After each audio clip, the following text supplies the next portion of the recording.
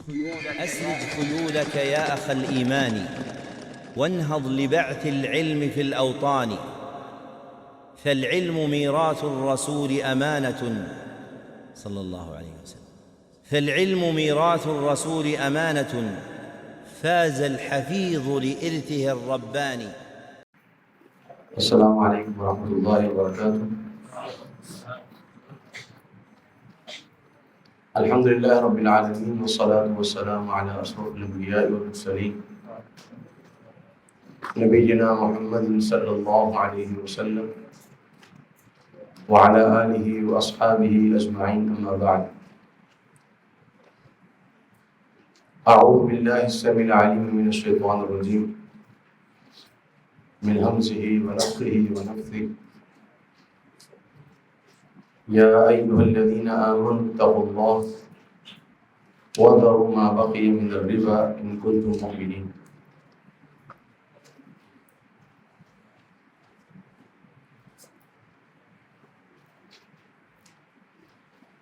محترم جناب محب الرحیم صاحب اور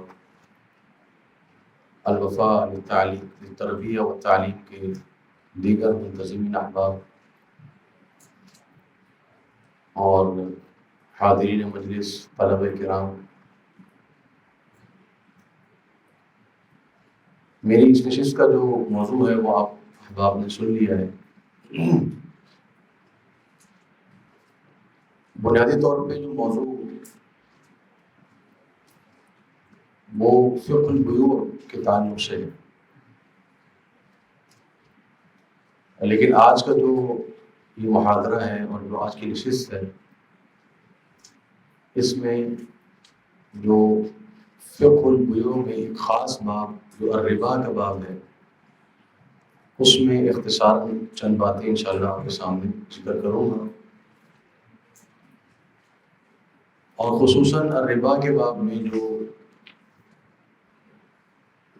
ہمارے عصر حاضر کی جو صورتیں ہیں، بینکنگ اور اسی طریقے سے انشورنس وغیرہ، ان میں کیا معاملات ہوتے ہیں، کس طریقے سے یہ انجام پاتے ہیں، شرعی اس کی تکلیف کیا ہے، اس کا حکم کیا ہے،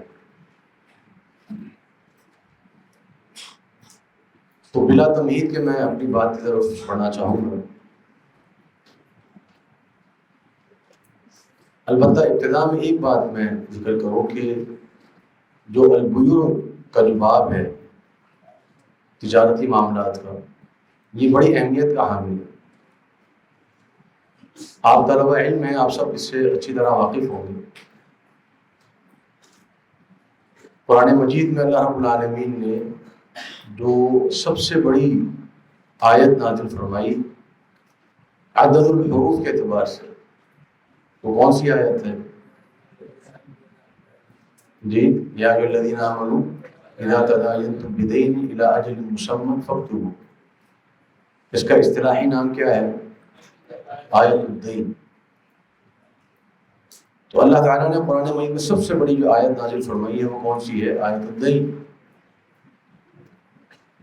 کسی عبادت کے معاملے پہ یا عقیدے کے معاملے پہ اس قدر بڑی وضاحت کے ساتھ آیات اللہ تعالیٰ نے یہ اتنی طوالت کے ساتھ آیت نازل نہیں کی، اور یہ بات ہمیں اچھی طرح معلوم ہونی چاہیے کہ قرآن مجید کا ایک ایک حرف جو ہے اس کی ایک حکمت ہے، وہ اتفاقاً نہیں ہوتا کہ اتفاقاً چلے اتنی لمبی ہوگی آیت، نہیں۔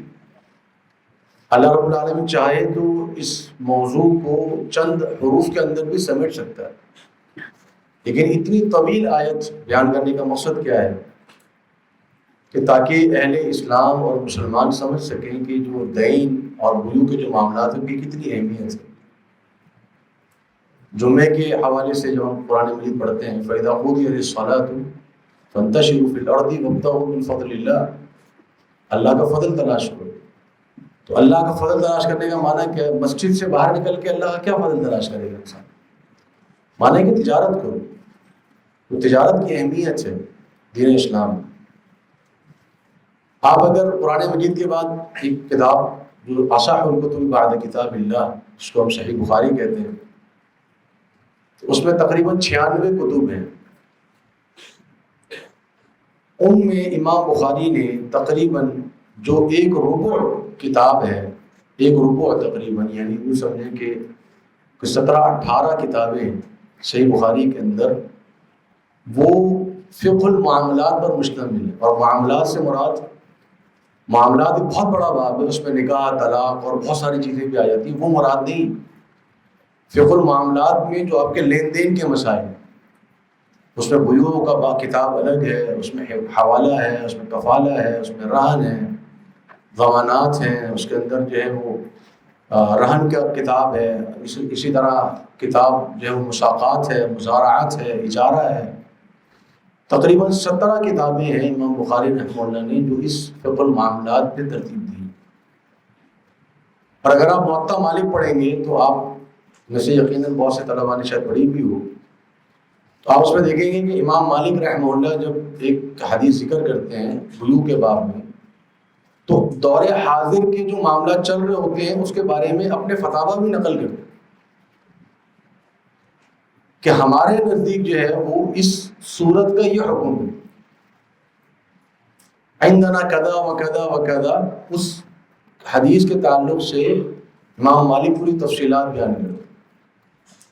تو یہ محدثین کا تعامل بھی ہمیں یہ بتاتا ہے کہ جو ہماری دور حاضر کی جو تجارتی معاملات چل رہے ہوں، ایک عالم کی یہ ذمہ داری ہے کہ ان تجارتی معاملات کی نہ صرف یہ کہ سمجھ رکھتا ہو، بلکہ ان کی باریکیوں سے بخوبی واقف ہو، اور اس سے بڑھ کے یہ کہ ان کے حلال اور حرام کی تمیز کر سکتا ہو. تو ہمارے دور حاضر کے جو مسائل چل رہے ہیں، ہم میں سے اکثریت ان سے ناواقف ہوتی ہے. اور ناواقفیت کی وجہ کیا ہے؟ بنیادی طور پہ 2-3 وجوہات ہیں. میں زیادہ تفصیلات اس میں نہیں جانا چاہ رہا، لیکن صرف ایک اشارہ کرتے ہوئے گزروں گا. ایک بڑی وجہ یہ ہے کہ ہمارا ذاتی تعامل نہیں. ظاہر بات ہے ہم کاروبار میں نہیں جاتے، ہم تجارتوں میں نہیں جاتے، ہمارا ایک لین دین کے معاملات نہیں ہے، تو ہمیں پتہ ہی نہیں کہ ہو کیا رہا ہے مارکیٹ میں، کیا چل رہا ہے. جو احباب مارکیٹ میں ہوتے ہیں ان کو پتہ ہوتا ہے کہ کیا ہو رہا ہے، جو نہیں ہوتے وہ پتہ نہیں ہوتا. پھر دوسری وجہ یہ ہے کہ جو آج کل کے تجارتی معاملات ہیں وہ جس سسٹم پہ منحصر ہیں یا جس نظام پہ ان کی بنیاد ہے، اس نظام سے ہماری ناواقفیت ہے یا اس زبان سے ہماری ناواقفیت ہے، وہ ہم نہیں جانتے. اب بینکنگ سسٹم میں کیا چیزیں ہو رہی ہیں وہ سب انگریزی میں، ہمیں پتہ ہی نہیں. تو ان چیزوں کو سمجھنا کم از کم ایک منتہی طالب علم جو کہ آخری کلاسوں میں ہوں، اس اور خصوصاً جو تخرج کر کے مدرسے سے فارغ التحصیل ہو رہا ہے، تو اپنے زمانے کی تجارتوں سے واقفیت اور ان کے حوالے سے حلال و حرام کی آگہی اور شعور یہ لازم ہے ہم سب کو. ٹھیک ہے نا؟ تو لہٰذا یہ چیز ہمیں اپنے ترجیحات میں رکھنی چاہیے. تو بیوع کا باب بہت بڑا باب ہے، میں اس کی تفصیلات میں نہیں جاؤں گا. ہم سب سے پہلے جو انشاءاللہ آج پڑھیں گے وہ باب الربا ہے. بینکنگ سسٹم کو سمجھنے سے پہلے آپ کو ربا کو سمجھنا ضروری ہے کہ ربا کیا چیز ہوتی ہے. ٹھیک ہے؟ ربا کے حوالے سے جب ہم بات کرتے ہیں تو ربا کیا ہے؟ ربا کی لغوی تعریف ہے بڑھنا اور اضافہ ہونا. ٹھیک ہے؟ اہتزت و ربت. قرآن مجید میں آتا ہے کہ اللہ رب العالمین جب کسی زمین پہ بارش نازل فرماتا ہے تو کیا ہوتا ہے؟ اہتزت و ربت، پھول جاتی ہے اور بڑھ جاتی ہے. تو ربا کا لغوی معنی جو ہے وہ کیا ہے؟ اضافہ ہونا، کسی چیز میں بڑھوتری ہونا، اس کو ربا کہا جاتا ہے عربی میں لغوی طور پہ. اب اصطلاحی طور پہ ربا کس کو کہتے ہیں؟ ٹھیک ہے، اب اس کے حوالے سے علماء نے بہت ساری تعریفات جو ہیں وہ ذکر کی ہیں، اور اس کی تعریف کو سمجھنے سے پہلے اصطلاحی طور پہ علماء نے مختلف تعریفات اس کی ذکر کی. میں انشاءاللہ آپ کے سامنے اختصاراً ایک نچوڑ رکھوں گا کہ جس سے آپ کو وہ اصطلاحی تعریفات سمجھنے میں آسانی ہوگی.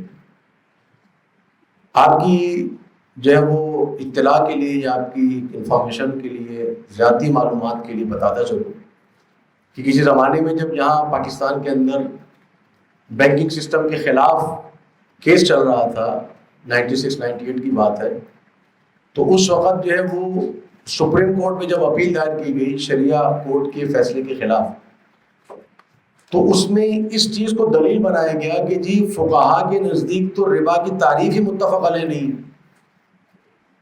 ربا کی تعریف میں بہت اختلاف ہے. حالانکہ ربا کی جو تعریف علماء کرتے ہیں، فقہا کرتے ہیں، اس کا اختلاف تنوع کے اعتبار سے ہے. یعنی کیونکہ ربا کی اقسام مختلف ہیں تو ہر قسم کی تعریف بھی مختلف ہوگی. ٹھیک ہے، تو ہم ایک اصطلاحی تعریف جب ہم ربا کی کرنے بیٹھے ہیں تو ہم ربا کی کوئی ایک جامع اصطلاحی تعریف نہیں کریں گے، بلکہ پہلے ہم ربا کی انواع بیان کریں گے کہ ربا کی یہ نوع، اس کی یہ تعریف ہے، ربا کی یہ نوع، اس کی یہ تعریف ہے، ربا کی یہ نوع، اس کی یہ تعریف ہے. تو پہلی بات اپنے ذہن سے یہ نکال دیں کہ فقہا کے ہاں ربا کی کوئی ایسی اصطلاحی تعریف جو کہ تمام انواع کو شامل ہو، ایسی کوئی چیز نہیں ہے. اور اگر کوئی یہ سمجھتا ہے کہ ربا کی کوئی ایسی جامع اصطلاحی تعریف موجود ہے جس میں تمام انواع آ جاتی ہیں، تو وہ یا تو تمام انواع سے واقف نہیں ہے یا اسے غلطی ہو گئی. ٹھیک ہے، تو پہلے یہ کہ ہمیں انواع کو سمجھنا ہے اور پھر اس کی تعریف کو سمجھنا ہے. لیکن اس سے پہلے میں بیوع کے حوالے سے ایک اصول آپ کے سامنے ذکر کر دوں. آپ تمام طلبہ ہیں، یقیناً اس بات کو اچھی طریقے سے سمجھ لیں گے. اصول یہ ہے کہ دین اسلام میں بنیادی طور پہ دو جزو علماء بیان کرتے ہیں. ایک ہے عبادات اور ایک ہے معاملات. ٹھیک ہے، عبادات میں کیا چیزیں آتی ہیں؟ ایمانیات آپ کا عبادات میں چلا جاتا ہے کیونکہ وہ دل کی عبادت و قلب ہے وہ. ٹھیک ہے، اسی طریقے سے جو ہے وہ نماز ہے، اور نماز کے جو اہتمام کی جن چیزوں میں آتا ہے طہارت، وہ عبادت میں چلی جاتی ہے. اسی طریقے سے حج، روزہ، زکوٰۃ، بہت ساری چیزیں جو عبادت میں چلی جاتی ہیں. اور دوسری جو ہے وہ ہے معاملات. معاملات میں کیا آتا ہے؟ نکاح، طلاق، تجارت.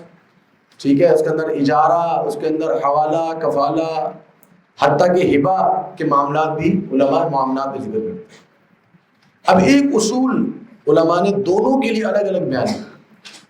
عبادات کے لیے اصول یہ ہے کہ الاصل فی العبادۃ التحریم یا المنع، الحظر. ٹھیک ہے، کہ عبادت میں اصل کیا ہے؟ عبادت میں اصل کیا ہے؟ منع کر دینا، کسی چیز کو روک دینا، ختم کر دینا، یہ ہے اصل عبادت میں. یعنی آپ اگر کوئی عبادت کر رہے ہیں تو وہ آپ غلط کر رہے ہیں، الا یہ کہ وہ عبادت قرآن یا حدیث کے اندر موجود ہے. ٹھیک ہے نا، الا یہ کہ وہ عبادت قرآن یا حدیث کے اندر موجود ہو تو پھر وہ عبادت جائز ہے، ورنہ وہ عبادت ناجائز ہو جائے گی، وہ بدعت بن جائے گی. تو جب بھی کوئی شخص عبادت کر رہا ہوگا تو اس کو اپنی عبادت کے لیے دلیل دینی پڑے گی. اور ہمارے پاس اس اصول کے لیے کیا دلیل ہے؟ من عمل عملا لیس علیہ امرنا فہو رد، من احدث فی امرنا ھذا ما لیس منہ فہو رد. ایاکم والمحدثات. ٹھیک ہے نا، تو یہ احادیث اس بات پر دلیل ہے کہ آپ کوئی بھی عبادت نہیں کر سکتے سوائے اس عبادت کے جو قرآن میں ہو یا حدیث میں ہو. ٹھیک ہے، جبکہ اس کے برعکس معاملات کے اندر اصول کیا ہے؟ معاملات کے اندر اصول یہ ہے کہ آپ کے لیے الاصل المعاملات ہی الحل. اصل کیا ہے آپ کے لیے؟ الحل والاباحہ. آپ کے لیے ہر قسم کا معاملہ جائز ہے. ٹھیک ہے نا، اس اصول کو اچھی طرح سمجھ لیں. معاملے میں کیا چیز آتی ہے؟ معاملے میں آتا ہے اطعمہ، اشربہ، لباس، لباس و زینت کے معاملات. اسی طریقے سے آپ کے تجارت کے معاملات، اجارہ کے معاملات، مزارعات، مساقات. ٹھیک ہے، یہ ساری چیزیں. پھر اسی طریقے سے اس کا نکاح اور طلاق کے مسائل ہیں.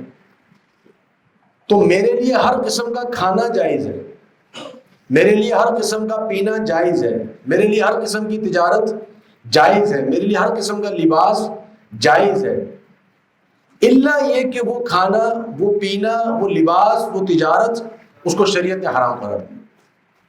تو اگر ہم معاملات کے اندر اس کو محدود کر لیں کہ معاملات سے مراد کیا ہے؟ تجارت مثلا، تو میرے لیے ہر قسم کی تجارت جائز ہے. اگر کوئی شخص میری تجارت پہ اعتراض کرتا ہے کہ بھائی صاحب آپ جو تجارت کر رہے ہیں وہ غلط کر رہے ہیں، تو میں کہوں گا کہ بھائی آپ دلیل دو اس کی کہ میں جو غلط کر رہا ہوں وہ کیسے غلط کر رہا ہوں. آپ کے پاس کوئی دلیل ہے اس کی؟ مجھے حرام، میرے معاملے کو حرام کہنے کے لیے آپ کے پاس دلیل ہونی چاہیے. اگر آپ کے پاس میرے معاملے کو حرام کہنے کے لیے دلیل نہیں ہے تو اس کا مطلب کیا ہے کہ میرا معاملہ کیا ہے؟ حلال. میرے معاملے میں کوئی مسئلہ نہیں ہے، شریعت مجھے اس سے منع نہیں کرتی. اسی لیے آپ دیکھیں گے صحیح بخاری میں اور اسی طریقے سے صحیح مسلم میں، اسی طریقے سے سنن اربعہ میں، دیگر کتابوں میں محدثین ترجمۃ الباب کیا لگاتے ہیں؟ باب ما نہى اللہ عنہ من البیوع، ٹھیک ہے نا، یہ البیوع المنہی عنہا، کہ ایسی بیوع، ایسے معاملات جس سے اللہ نے منع فرمایا یا اللہ کے رسول صلی اللہ علیہ وسلم نے منع فرمایا، ٹھیک ہے۔ تو یہ تجارت کے اندر اصول کیا ہے؟ یہ حرام معاملات، ان حرام معاملات کو آپ سمجھ لیں تو ان حرام معاملات کے علاوہ جو بھی ہے وہ حلال ہے۔ شیخ الاسلام ابن تیمیہ رحمہ اللہ نے فرمایا کہ جو احادیث ہے جس کے اندر نبی صلی اللہ علیہ وسلم نے حرام معاملہ سے منع فرمایا، ٹھیک ہے نا، جیسے مثلا ملامسہ ہے، آپ نے پڑھی ہوں گی، ملامسہ، منابذہ، مزابنہ، بیع الحصا، ٹھیک ہے نا، بیع الغرر، بیع حبل الحبلہ، ٹھیک ہے نا، یہ ساری بیوع آپ نے پڑھی ہے۔ تو شیخ الاسلام فرماتے ہیں کہ جن احادیث کے اندر نبی صلی اللہ علیہ وسلم نے جن بیوع سے منع فرمایا ہے وہ ان کی تعداد تقریباً 30 سے 40 کے درمیان ہے، ٹھیک ہے نا۔ اور جب ان احادیث کو جمع کیا جائے تو جو اصول بنتے ہیں، ٹھیک ہے نا، ہم نے دیکھنا کیا ہے کہ منع کیوں کیا گیا۔ ہم نے یہ نہیں دیکھنا کہ یہ صورت جو منع کی گئی تھی وہ صورت آج موجود ہے کہ نہیں ہے۔ مثلا آپ نے ایک مثال پڑھی حدیث کے اندر کہ نہا رسول اللہ صلی اللہ علیہ وسلم عن بیع حبل الحبلہ، کہ نبی صلی اللہ علیہ وسلم نے حبل الحبلہ کی بے سے منع کیا۔ کیا ہے حبل الحبلہ کی بے؟ کوئی بتایا آپ میں سے؟ پڑھی آپ لوگوں نے کسی نے؟ حبل الحبلہ کیا معنی ہے؟ کیا معنی حاملہ کا حمل؟ مطلب کون سی حاملہ؟ مطلب کوئی جانور ہے نا، ہاں یہ واضح کرے نا۔ تو اونٹنی جو ہے، ٹھیک ہے، مثلا میں آپ کو صورت بیان کر رہا ہوں، اونٹنی جو ہے، ایک شخص آتا ہے اونٹنی خریدنے، اونٹنی جو ہے وہ حاملہ ہے، ٹھیک ہے۔ تو صحابہ اس کی، علماء اس کی جو یعنی وضاحت ہے وہی بیان کرتے ہیں کہ حبل الحبلہ یہ ہے کہ اونٹنی حاملہ ہے، تو ایک شخص آتا ہے کہ جی اس اونٹنی کے پیٹ میں جو بچہ ہے وہ میں خریدوں گا، ٹھیک ہے۔ بعض علماء کہتے ہیں کہ نہیں، یہ اس کی صورت نہیں ہے، اس کی صورت یہ ہے کہ اس اونٹنی کے پیٹ میں جو بچہ ہے اس سے جو بچہ ہوگا وہ خریدوں گا۔ تو دونوں اس کی صورتیں بیان کرتے ہیں علماء۔ تو اگر ہم اگلی والی صورت کو چھوڑ دیں، پہلی صورت لے لیں صرف، کہ جو اونٹنی کے پیٹ میں جو بچہ ہے وہ میں خریدوں گا، اس سے نبی صلی اللہ علیہ وسلم نے منع فرمایا، ٹھیک ہے۔ اب آج ہمارے دور میں کوئی اونٹنی کے پیٹ کا بچہ خریدتا ہے، آپ لوگ کبھی جاتے ہیں خریدنے کے لیے؟ تو ہمارے یہاں تو اونٹ کی خریداری کیا ہو گئی ہے، میرا نہیں خیال کہ آپ میں سے کسی نے بھی اونٹ خریدا ہوا کبھی، تو قربانی کے موقع کو خرید تو خرید لے، اونٹنی کا حمل تو کوئی نہیں خریدتا، ٹھیک ہے نا۔ تو ہم نے صورت کو نہیں دیکھنا، ہم نے یہ دیکھنا ہے کہ نبی صلی اللہ علیہ وسلم سے منع کیوں کیا، کیا وجہ اس کو منع کرنے کی، کہ اس کے اندر غرر ہے۔ جو خریدار اس کو پتہ ہی نہیں ہے کہ جو بچہ اس اونٹنی کے پیٹ میں ہے وہ پیدا بھی ہوگا کہ نہیں ہوگا، پیدا ہوگا تو وہ اونٹ ہوگا کہ اونٹنی ہوگی، اور اگر اونٹ ہوگا یا اونٹنی ہوگی تو صحیح سلامت بھی ہوگا کہ نہیں ہوگا، پتہ چلے کہ 3 ٹانگوں میں ہے، چلنے کے قابل نہیں ہے، ٹھیک ہے نا۔ تو یہ کیا آ گیا؟ مبیع میں غرر آ گیا۔ تو ہم نے اصول دیکھنے، تو شیخ الاسلام فرماتے ہیں کہ جب ہم اصول کی طرف رجوع کرتے ہیں، ان تمام بیوع کو جب ہم اصول کی طرف لوٹاتے ہیں تو ہمارے سامنے 5 یا 6 اصول بنتے ہیں، 5 یا 6 اصول ہمارے سامنے بنتے ہیں، ٹھیک ہے۔ اب 5 یا 6 اصول انشاءاللہ میں آگے چل کے اس کو ذکر کروں گا۔ اچھا، اب ہم بڑھتے ہیں تجارت کی طرف، ٹھیک ہے۔ ہم نے صرف ربا پہ فوکس کرنا ہے، لیکن اس سے پہلے کچھ چیزیں آپ کو میں چاروں کو سمجھا دوں۔ اچھا، ربا میں تجارت جب ہم پڑھتے ہیں تو تجارت میں بنیادی طور پہ 2 چیزیں ہوتی ہیں، ٹھیک ہے۔ جب ہم خریداری کر رہے ہوتے ہیں تو خریداری میں بنیادی طور پہ 2 چیزیں ہوتی ہیں، ایک ہے جس کو کہتے ہیں ثمن، ٹھیک ہے نا، ایک ہے جس کو کیا کہتے ہیں؟ ثمن۔ ثمن تو پڑھا آپ لوگوں نے، ٹھیک ہے۔ ثمن کس کو ہم کہتے ہیں؟ قیمت کو، ٹھیک ہے، ویلیو، پرائز، ٹھیک ہے۔ اس کو آج کل ہم کرنسی بھی کہہ دیتے ہیں، کرنسی اس کے ہم معنی سمجھا جاتا ہے، اس کا اصل ترجمہ جو ہے وہ ہے ویلیو، قیمت، ٹھیک ہے نا، پرائز کسی چیز کی۔ دوسری جو چیز ہے وہ اس کو ہم کہتے ہیں مسمن، ٹھیک ہے نا۔ مسمن کیا ہوتی ہے؟ کوئی بھی کموڈٹی، کوئی چیز، آٹا، گندم، دال، کچھ بھی ہو، ٹھیک ہے نا، وہ مسمن کہلاتی ہے، ٹھیک ہے۔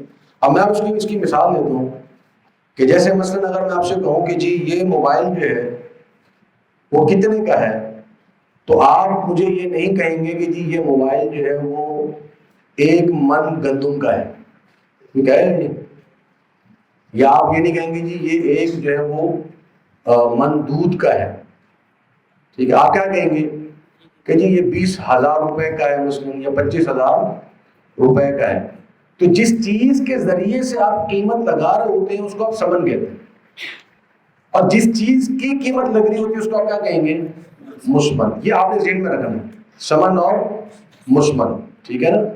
تو ثمن وہ چیز ہے جس کے ذریعے سے آپ قیمت لگا رہے ہیں، اور مثمن وہ چیز ہے جس کی آپ قیمت لگا رہے ہوتے ہیں۔ یہ آسان فہم انداز میں آپ کو میں بتا رہا ہوں، ورنہ ثمن کی اور علماء نے بھی تعریف کی ہے، اور چونکہ آپ طلبہ بیٹھے ہوئے تو میں آپ کی مزید افادہ علمی کے لیے بتا دوں کہ ثمن کی پھر علماء 2 اقسام کرتے ہیں، ایک ہے ثمن اصلی، ایک ہے ثمن اصلی، اور ایک ہے ثمن عرفی۔ ثمن اصلی کیا ہے؟ ثمن اصلی ہے ذهب والفضہ، سونا اور چاندی، اس کو علماء ثمن اصلی قرار دیتے ہیں، کیونکہ نبی صلی اللہ علیہ وسلم کے زمانے میں یہ ثمن کے طور پر استعمال ہوتا تھا، دینار اور درہم، دینار سونے کا اور درہم چاندی کا، ٹھیک ہے۔ تو اس کو ہم ثمن اصلی کہتے ہیں، اور اس کے علاوہ جو بھی ثمن ہے وہ ثمن عرفی کہلاتا ہے، وہ ثمن عرفی کہلاتا ہے۔ جیسے ہمارے یہاں روپیہ ہے، ڈالر ہے، ریال ہے، جو بھی کرنسیز ہیں وہ ساری کیا کہلائیں گی، ثمن عرفی کہلائیں گی، ٹھیک ہے۔ تو یہ ہوگی ثمن اور مثمن۔ اچھا، بیع کے حوالے سے تعریف میں نے بیع کی بیان نہیں کی، بیع کی تعریف میں بہت ساری چیزیں آ جاتی ہیں، لیکن ایک چیز ذہن میں رکھیں کہ بیع جو ہے، جو بھی فقہا اس کی تعریف کرتے ہیں اس میں ایک بنیادی عنصر ہوتا ہے، اس کو ہم کہتے ہیں تبادلہ، ٹھیک ہے نا۔ بیع وہ معاہدہ ہے جس میں تبادلہ ہو رہا ہوتا ہے، جس میں کیا ہو رہا ہوتا ہے، تبادلہ، ایکسچینج، چاہے وہ تبادلہ آپ کی اس معاہدے میں منوی ہو یا نہ ہو، آپ کی نیت میں ہو یا نہ ہو، اگر صورت تبادلے کی ہے، اگر صورت تبادلے کی ہے تو وہ کیا کہلائے گا، بیع کہلائے گا، ٹھیک ہے نا۔ تو اس لیے ذہن میں رکھیں کہ جہاں پر بھی تبادلہ ہو رہا ہے وہ کیا ہے، بیع ہے، اور جہاں تبادلہ نہیں ہو رہا وہ بیع نہیں، ٹھیک ہے۔ اب اس تبادلے کی 3 صورتیں بنتی ہیں۔ ایک صورت یہ ہے کہ ثمن کا تبادلہ مثمن کے ساتھ ہو رہا ہو، آپ گئے اور آپ نے 1 کلو آٹا خریدا اور آپ اس کے پیسے دیے، آپ گئے آپ نے جو ہے وہ پانی خریدا، آپ گئے آپ نے جوس خریدا، آپ نے کچھ بھی خرید لیا، اس کو ہم کیا کہتے ہیں، بیع مطلق، اس کو کیا کہتے ہیں، بیع مطلق۔ یہ بیع کی اقسام آپ نے ذہن میں رکھنی ہے، ٹھیک ہے۔ بیع مطلق کی پھر 3 اقسام بنتی ہیں، ایک ہے نقد ادھار، یعنی آپ نے چیز پہلے لے لی، قیمت بعد میں دے رہے، ٹھیک ہے، یا آپ نے قیمت پہلے دی تھی، چیز بعد میں لے رہے، دونوں صورتیں ہو سکتی ہیں۔ دوسرا ہے دونوں نقد، اور تیسرا ہے دونوں ادھار، ٹھیک ہے۔ تو یہ 3 صورتیں بنتی ہیں بیع مطلق کی، 3 صورتیں بیع مطلق کی، کہ ایک نقد اور ادھار ہو گیا، کہ آپ کی ایک چیز نقد ہوگی اور ایک چیز ادھار ہوگی، یا دونوں نقد ہوں گے، ابھی آپ نے ہاتھ کے ہاتھ پیسے دیے، ہاتھ کے ہاتھ آپ نے چیز لے لی، یا دونوں ادھار ہوں گے کہ چیز بھی بعد میں لے رہے ہیں، پیسے بھی بعد میں دے رہے ہیں، ٹھیک ہے۔ تو ان میں سے جو تیسری صورت ہے، اس سے نبی صلی اللہ علیہ وسلم نے منع فرمایا۔ حدیث میں آتا ہے کہ نہا رسول اللہ صلی اللہ علیہ وسلم عن بیع الکالی بالکالی، ٹھیک ہے۔ آپ میں سے کس نے پڑھی تھی اسی حدیث پڑھی آپ لوگوں نے، بیع الکالی بالکالی، کیا معنی ہے اس کا، ادھار کی ادھار سے بیع منع ہے۔ تو یہ کس میں آتی ہے، بیع مطلق کے اندر یہ چیز جو ہے وہ ناجائز ہو جائے گی، ٹھیک ہے۔ اس کے بعد دوسری بیع ہے جس کے اندر کیا ہوتا ہے، مثمن کا مثمن سے تبادلہ ہو رہا ہے، مثمن کا مثمن سے تبادلہ ہو رہا ہے، اس کو ہم کہتے ہیں بیع مقایضہ، اس کو کیا کہتے ہیں، بیع مقایضہ، ٹھیک ہے۔ اور اس کی بھی 3 صورتیں بنے گی، نقد ادھار، یہ دونوں نقد، یہ دونوں ادھار، ٹھیک ہے۔ مقایضہ یا کے ساتھ لکھا ہوا ہے، مقایضہ، ٹھیک ہے۔ تو یہ اس کی بھی 3 صورتیں بنیں گی، نقد ادھار، یہ دونوں نقد یا دونوں ادھار ہو جائیں گے، ٹھیک ہے۔ اچھا، نقد اور ادھار اس بیع میں مشروط حلال ہے۔ شرط کیا ہے کہ جو مثمن ہے وہ اجناس ربوی میں سے ایک ہی جنس نہیں ہونی چاہیے، ٹھیک ہے، یا جنس جو ہے وہ تبدیل ہو جائے، علت ایک نہیں ہونی چاہیے۔ ابھی ہو سکتا ہے آپ کے لیے کوئی ایک تھوڑا مشکل ہو رہا ہو کہ جی اجناس ربوی اور جنس اور علت یہ آگے چل کے میں سمجھاتا ہوں. ابھی آپ نے ذہن میں رکھنا ہے بیع مقایضہ اور نقد اور ادھار یہ مشروط حلال ہے. ٹھیک ہے, دونوں نقد ہو تو جائز ہے, کوئی مسئلہ نہیں ہے, لیکن اس کے اندر بھی اگر اجناس ربوی ہے تو تماثل جائز ہے, تماثل واجب ہے. اور دونوں ادھار یہ جب بیع مطلق میں جائز نہیں تھے تو بیع مقایضہ میں بھی جائز نہیں ہے. ٹھیک ہے, اب آخر میں آ جائیں. آخری صورت ہے ثمن کا تبادلہ ثمن کے ساتھ. اس کی کیا صورت بنے گی؟ منی ایکسچینج. آپ نے ڈالر دیے, روپے لے لیے, روپے دیے, ریال لے لیے, یہ کیا ہو گیا؟ ثمن کا تبادلہ ثمن کے ساتھ. اس کو ہم کہتے ہیں بیع الصرف. اس کو کیا کہتے ہیں؟ بیع الصرف. ٹھیک ہے نا. تو یہ آپ ابواب پڑھے ہوں گے, آپ میں سے بعض احباب نے, طلبہ نے بیع الصرف کے ابواب باقاعدہ. ٹھیک ہے, تو اس کی بھی 3 صورتیں بنیں گی, نقد ادھار, یہ دونوں نقد یا دونوں ادھار. اس میں سے صرف دونوں نقد والی صورت جائز ہے, باقی دونوں حرام. اس میں سے کون سی صورت جائز ہے؟ دونوں نقد. اگر ایک طرف نقد ہے ایک طرف ادھار ہے تو یہ جائز نہیں ہے. اس کا مطلب کیا ہوا؟ سونے کی خرید و فروخت ادھار میں جائز نہیں, چاندی کی خرید و فروخت ادھار میں جائز نہیں ہے, کرنسی کی خرید و فروخت ادھار میں جائز نہیں ہے. ٹھیک ہے, تو یہ ہو گیا بیع الصرف کا معاملہ. ٹھیک ہے, یہ آپ کے سامنے 3 بلوغ کے حوالے سے 3 ان کی ترتیبات ہیں. تو اگر آپ اس کا خلاصہ نکالیں گے یا آپ اس کا اجمالی طور پہ آپ اس کا جائزہ لیں گے تو بیع کی 9 اقسام بنتی ہیں. بیع کی 9 اقسام. بیع مطلق کی 3 قسمیں, پھر بیع مقایضہ کی 3 قسمیں, پھر بیع صرف کی 3 قسمیں. تو کتنی ہو گئی؟ 9 قسم ہو گئی. تو یہ کوئی بیع کی 10ویں قسم نہیں ہو سکتی. بیع کی کوئی 10ویں قسم نہیں ہو سکتی. بیع ساری کی ساری ان 9 اقسام میں سے کسی ایک میں ہوگی. تو پہلا کام بطور طالب علم کے, بطور عالم کے آپ کا یہ ہے کہ جب آپ کے سامنے کوئی معاملہ آئے تو آپ نے یہ دیکھنا ہے کہ یہ بیع کون سی ہے. ٹھیک ہے نا, آپ نے دیکھنا ہے کہ تبادلہ کس چیز میں ہو رہا ہے, اور نقد ہو رہا ہے کہ ادھار ہو رہا ہے, پھر آپ نے اس کے حکم کی طرف جانا ہے. تو پہلا مدخل آپ کا یہ ہے, جب بھی آپ کسی بھی بیع پہ فتویٰ لگا رہے ہوں گے تو مدخل آپ کا کیا ہوگا؟ وہ یہ ہوگا کہ آپ نے پہلے طے کرنا ہے کہ یہاں پر بیع کون سی ہو رہی ہے اور نقد اور ادھار کی صورت میں کیا بیع ہو رہی ہے. ٹھیک ہے, اب آگے چلیں. یہ آپ کے سامنے جو میں نے ضوابط ذکر کیے تھے 5 ضوابط ہیں. ٹھیک ہے, کون کون سے ضابطے ہیں؟ سود, غرر, ضرر, حرام مبی, اور میں نے لکھا ہوا دیگر. ٹھیک ہے, سود کے بارے میں آج ہم تفصیلاً پڑھیں گے انشاءاللہ. ربا جس کو ہم کہتے ہیں, تو ہمارا ٹاپک آج کا سود کا ہی ہے. اور پھر آگے جو ہے وہ غرر, ضرر اور حرام مبی, یہ انشاءاللہ کبھی پھر موقع ملا تو عرض کروں گا. دیگر کے اندر کیا چیزیں آتی ہیں؟ دیگر کے اندر مثلاً اذان کے بعد بیع کرنا حرام ہے. ٹھیک ہے نا. اب حالانکہ نہ اس میں سود ہے, نہ اس میں ضرر ہے, نہ اس میں غرر ہے, لیکن کیا ہے؟ منع ہے. اب اذان کے بعد بیع نہیں کر سکتے. مسجد میں تجارت کرنا منع ہے. ٹھیک ہے نا. تو یہ کچھ اور اضافی صورتیں ہیں جس کی کوئی علت نہیں ہے, وہ صورت بعینی ہی منع ہے. وہ صورت بعینی ہی منع ہے, تو اس کو ہم کہتے ہیں کہ دیگر کے اندر آپ اس کو لے جائیں. باقی جتنی صورتیں ہیں وہ ان 4 صورتوں کے اندر آ جائیں گی, سود میں, غرر میں, ضرر میں اور حرام مبی کے اندر. اور پھر شیخ الاسلام فرماتے ہیں, دوبارہ شیخ الاسلام کی طرف چلتے ہیں, وہ کہتے ہیں کہ جی یہ جو 5 صورتیں ہیں اس کو اللہ رب العالمین نے ایک آیت کے اندر بیان کر دی. وہ کون سی آیت ہے؟ وَلَا تَأْكُلُوا أَمْوَالَكُمْ بَيْنَكُمْ بِالْبَاطِلِ. ٹھیک ہے نا, کہ اللہ رب العالمین نے کیا حکم دیا ہے کہ باطل طریقے سے اپنے مالوں کو مت کھاؤ. تو باطل کے اندر یہ ساری صورتیں آ جاتی. ٹھیک ہے, تو آپ نے پڑھا کہ تقریباً 35 سے 40 کے درمیان صورتیں ہیں جو احادیث کے اندر بیان ہوئی ہیں. ان کا جب آپ خلاصہ نکالتے ہیں تو وہ ان 4 یا 5 صورتوں میں آ جاتی ہیں. اور یہ 4 یا 5 صورتیں اللہ رب العالمین نے ایک آیت کے اندر بیان کر دی ہیں کہ وَلَا تَأْكُلُوا أَمْوَالَكُمْ بَيْنَكُمْ بِالْبَاطِلِ. جی, اب چلتے ہیں اپنے اصل موضوع کی طرف. جو ہمارا موضوع ہے وہ ہے سود. ٹھیک ہے, اس کا ترجمہ بعض علماء نے کیا ہے جو کسی حد تک آپ کہہ سکتے ہیں کہ یعنی انواع پر آ سکتا ہے, وہ ہے بلا عوض اضافہ کرنا. بلا عوض اضافہ کرنا. ٹھیک ہے نا. اگرچہ یہ کوئی بہت زیادہ جس کو آپ کہہ لیں کہ ہر نوع پہ نہیں لازم آتا, تو آپ جیسے آپ پڑھیں گے انشاءاللہ تو آگے آپ کو سمجھ میں آ جائے گی. تو یہ کوئی اصطلاحی تعریف نہ سمجھے اس کو. بعض لوگ اس کو اصطلاحی تعریف سمجھتے ہیں، اصطلاحی تعریف نہیں ہے، یہ تفہیم ہے ایک، ٹھیک ہے نا. یہ سود کی ایک تفہیم ہے کہ بلا عوض اضافہ ہو رہا ہے، اس لیے اللہ رب العالمین نے اس کو حرام قرار دے دیا ہے. تو تعریف کیا ہے سود کی، اور 9 کی الگ الگ آگے ہے. اچھا، سود آج کل جو ہمارے زمانے میں ہے نا، وہ ہے کیپٹلزم کا. ٹھیک ہے، کیپٹلزم کو ہم کیا کہتے ہیں؟ سرمایہ دارانہ نظام. اس کو کیا کہتے ہیں؟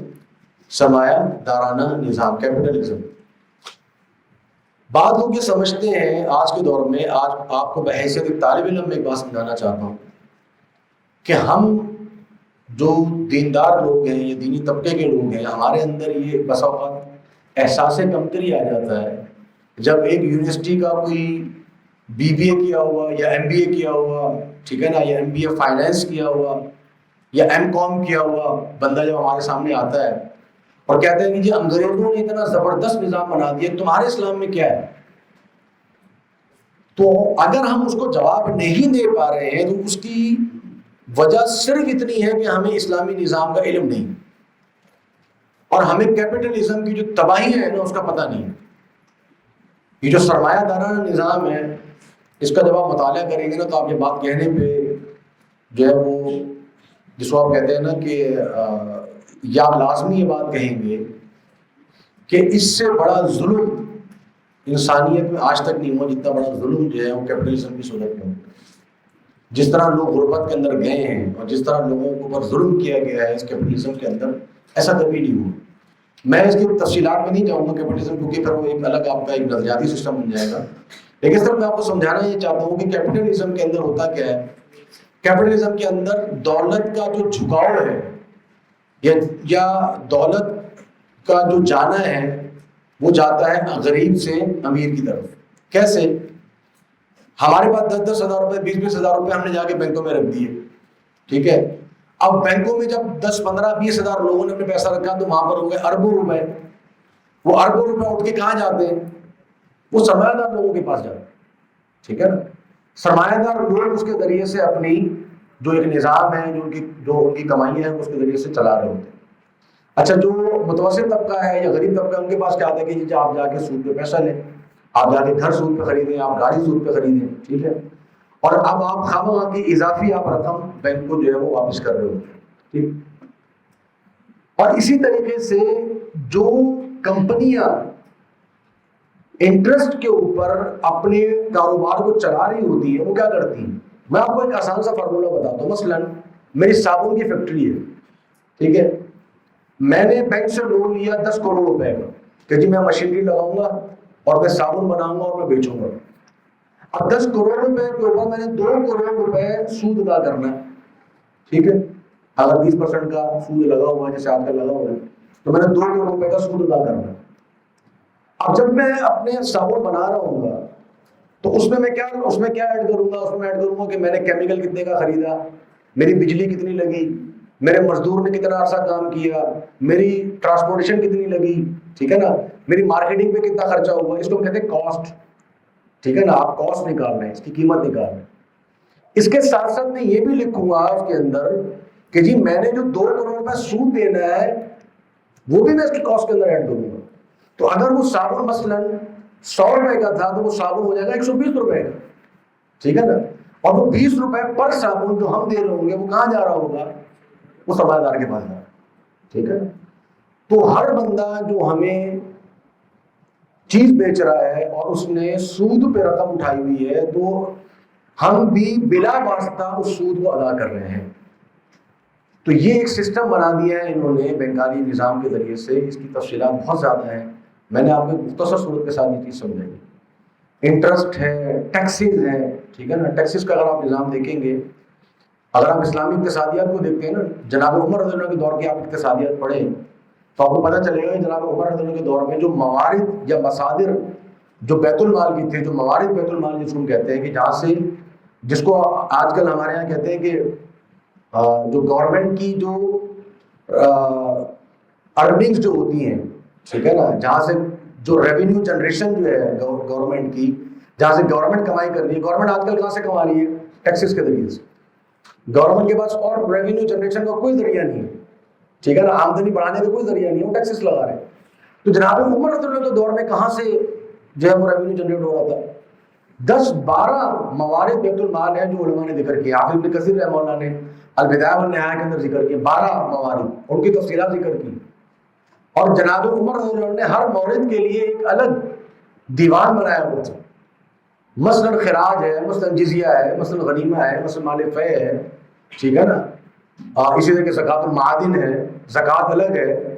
اس سب کے موارد بنے ہوئے تھے. جناب عثمان دونوں کے دور میں بھی یہی تھے. اور اس دور میں ریاست بہت امیر ہوتی تھی. آج کل ہماری ریاست بہت غریب ہے، تو ریاست کو غریب کر دیا انہوں نے، اور وہ ٹیکسز کے ذریعے سے کما رہے ہیں. اور ٹیکسز کس پہ لگ رہے ہیں؟ مجھ پر اور آپ کے اوپر. تو اس سرمایہ دارانہ نظام جو ہے اصل میں ایک شکنجہ ہے جو کہ بنایا گیا تھا. اس کی مزید آگے تفصیل بینکنگ سسٹم میں انشاءاللہ آئے گی، میں آپ کو وہاں پہ عرض کروں گا. جبکہ دین اسلام کے اندر کیا ہے؟ دین اسلام میں دولت پہ جو جھکاؤ ہوتا ہے کہ لا یکون دولۃ بین الاغنیاء منکم.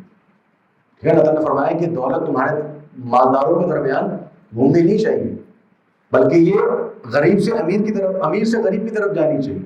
ٹھیک ہے، زکوٰۃ کی صورت میں، انویسٹمنٹس کی صورت میں یہ امیر سے غریب کی طرف اس کا رجحان ہونا چاہیے.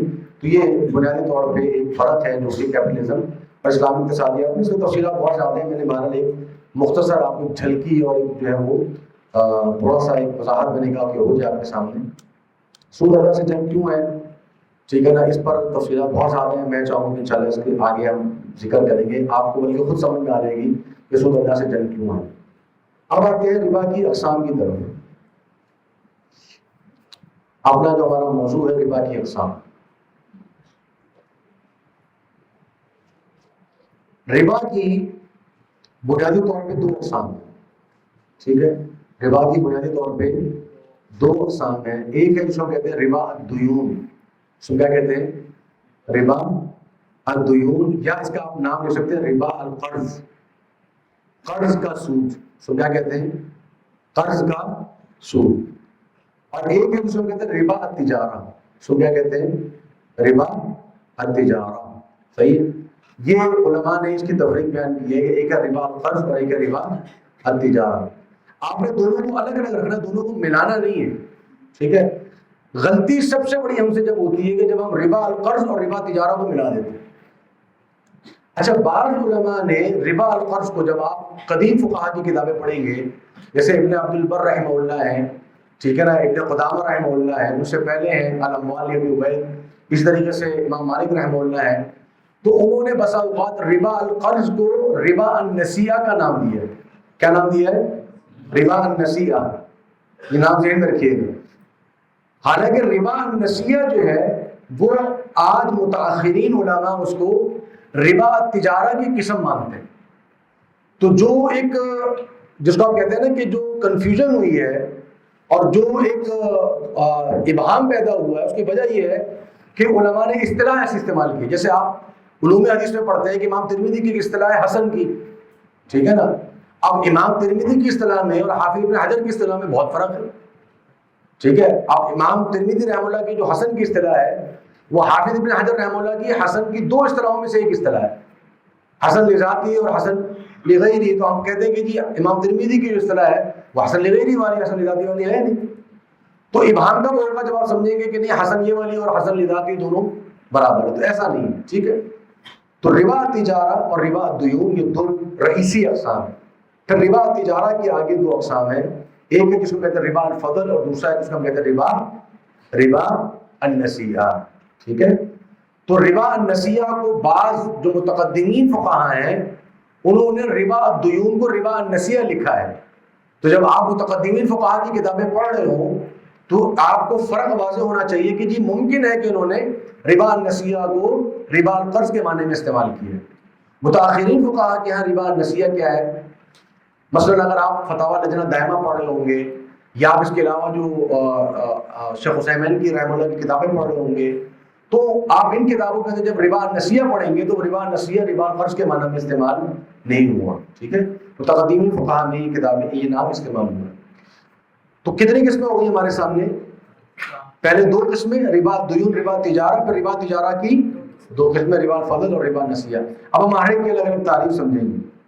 ربا الدیون کس کو کہتے ہیں؟ ربا الدیون کہتے ہیں قرض دے کر زیادہ طلب کرنا. ٹھیک ہے، اس کو علماء یوں بیان کرتے ہیں کہ ہر وہ فائدہ جو قرض کی بنیاد پر حاصل کیا جائے، ٹھیک ہے. اور ایک اصول ہے جو علماء ذکر کرتے ہیں، بعد نے اس کو حدیث کے دوروں میں ذکر کیا، حدیث نہیں ہے یہ اصول ہے، اور اصول یہ ہے کہ کل قرض جر منفعۃ فهو ربا، کل قرض جر منفعۃ فهو ربا. جر منفعۃ، یہ تنوین جو ہے اس کو نکرہ کی ہے اور یہ تقلیل کے لیے استعمال ہوا ہے، یعنی ہلکا سا بھی اگر فائدہ کسی قرض سے ہو رہا ہے، اور ضروری نہیں کہ وہ فائدہ مادی ہو یا مالی ہو، ٹھیک ہے، بلکہ کوئی اور فائدہ بھی ہو سکتا ہے، تو کوئی بھی فائدہ جو قرض کی بنیاد پر حاصل کیا جائے وہ سود کہلائے گا، ٹھیک ہے، وہ کیا کہلائے گا؟ سود کہلائے گا. صحیح ہے. ہمارے ہاں جو بینکنگ سسٹم ہے اس میں جو سود ہے وہ ربا الدیون ہے، ٹھیک ہے. جو بینکنگ سسٹم ہے اس میں کون سا سود ہے؟ ربا الدیون، ربا القرض جس کو ہم کہتے ہیں، ٹھیک ہے. اب آ جائیں ربا التجارہ کی طرف. ربا التجارہ کی طرف، اور یہ تھوڑا سا مشکل ہے، اور آپ طلبہ میں سے جنہوں نے ربا کی اجناس پڑھی ہیں ان کے لیے شاید آسان ہو، لیکن میں تھوڑا سا اختصار کے ساتھ انشاءاللہ 10 منٹ کے اندر آپ اس سودی اجناس کو سمجھیں گے، اور میں امید کرتا ہوں انشاءاللہ کہ جب آپ سمجھیں گے انشاءاللہ اس طرح کہ آپ یہ دوبارہ بھولے گئے، ٹھیک ہے. اس کو آپ نے ذرا توجہ سے سننا ہے. ربا الدیون تو بہت آسان ہے. ربا الدیون کیا ہے؟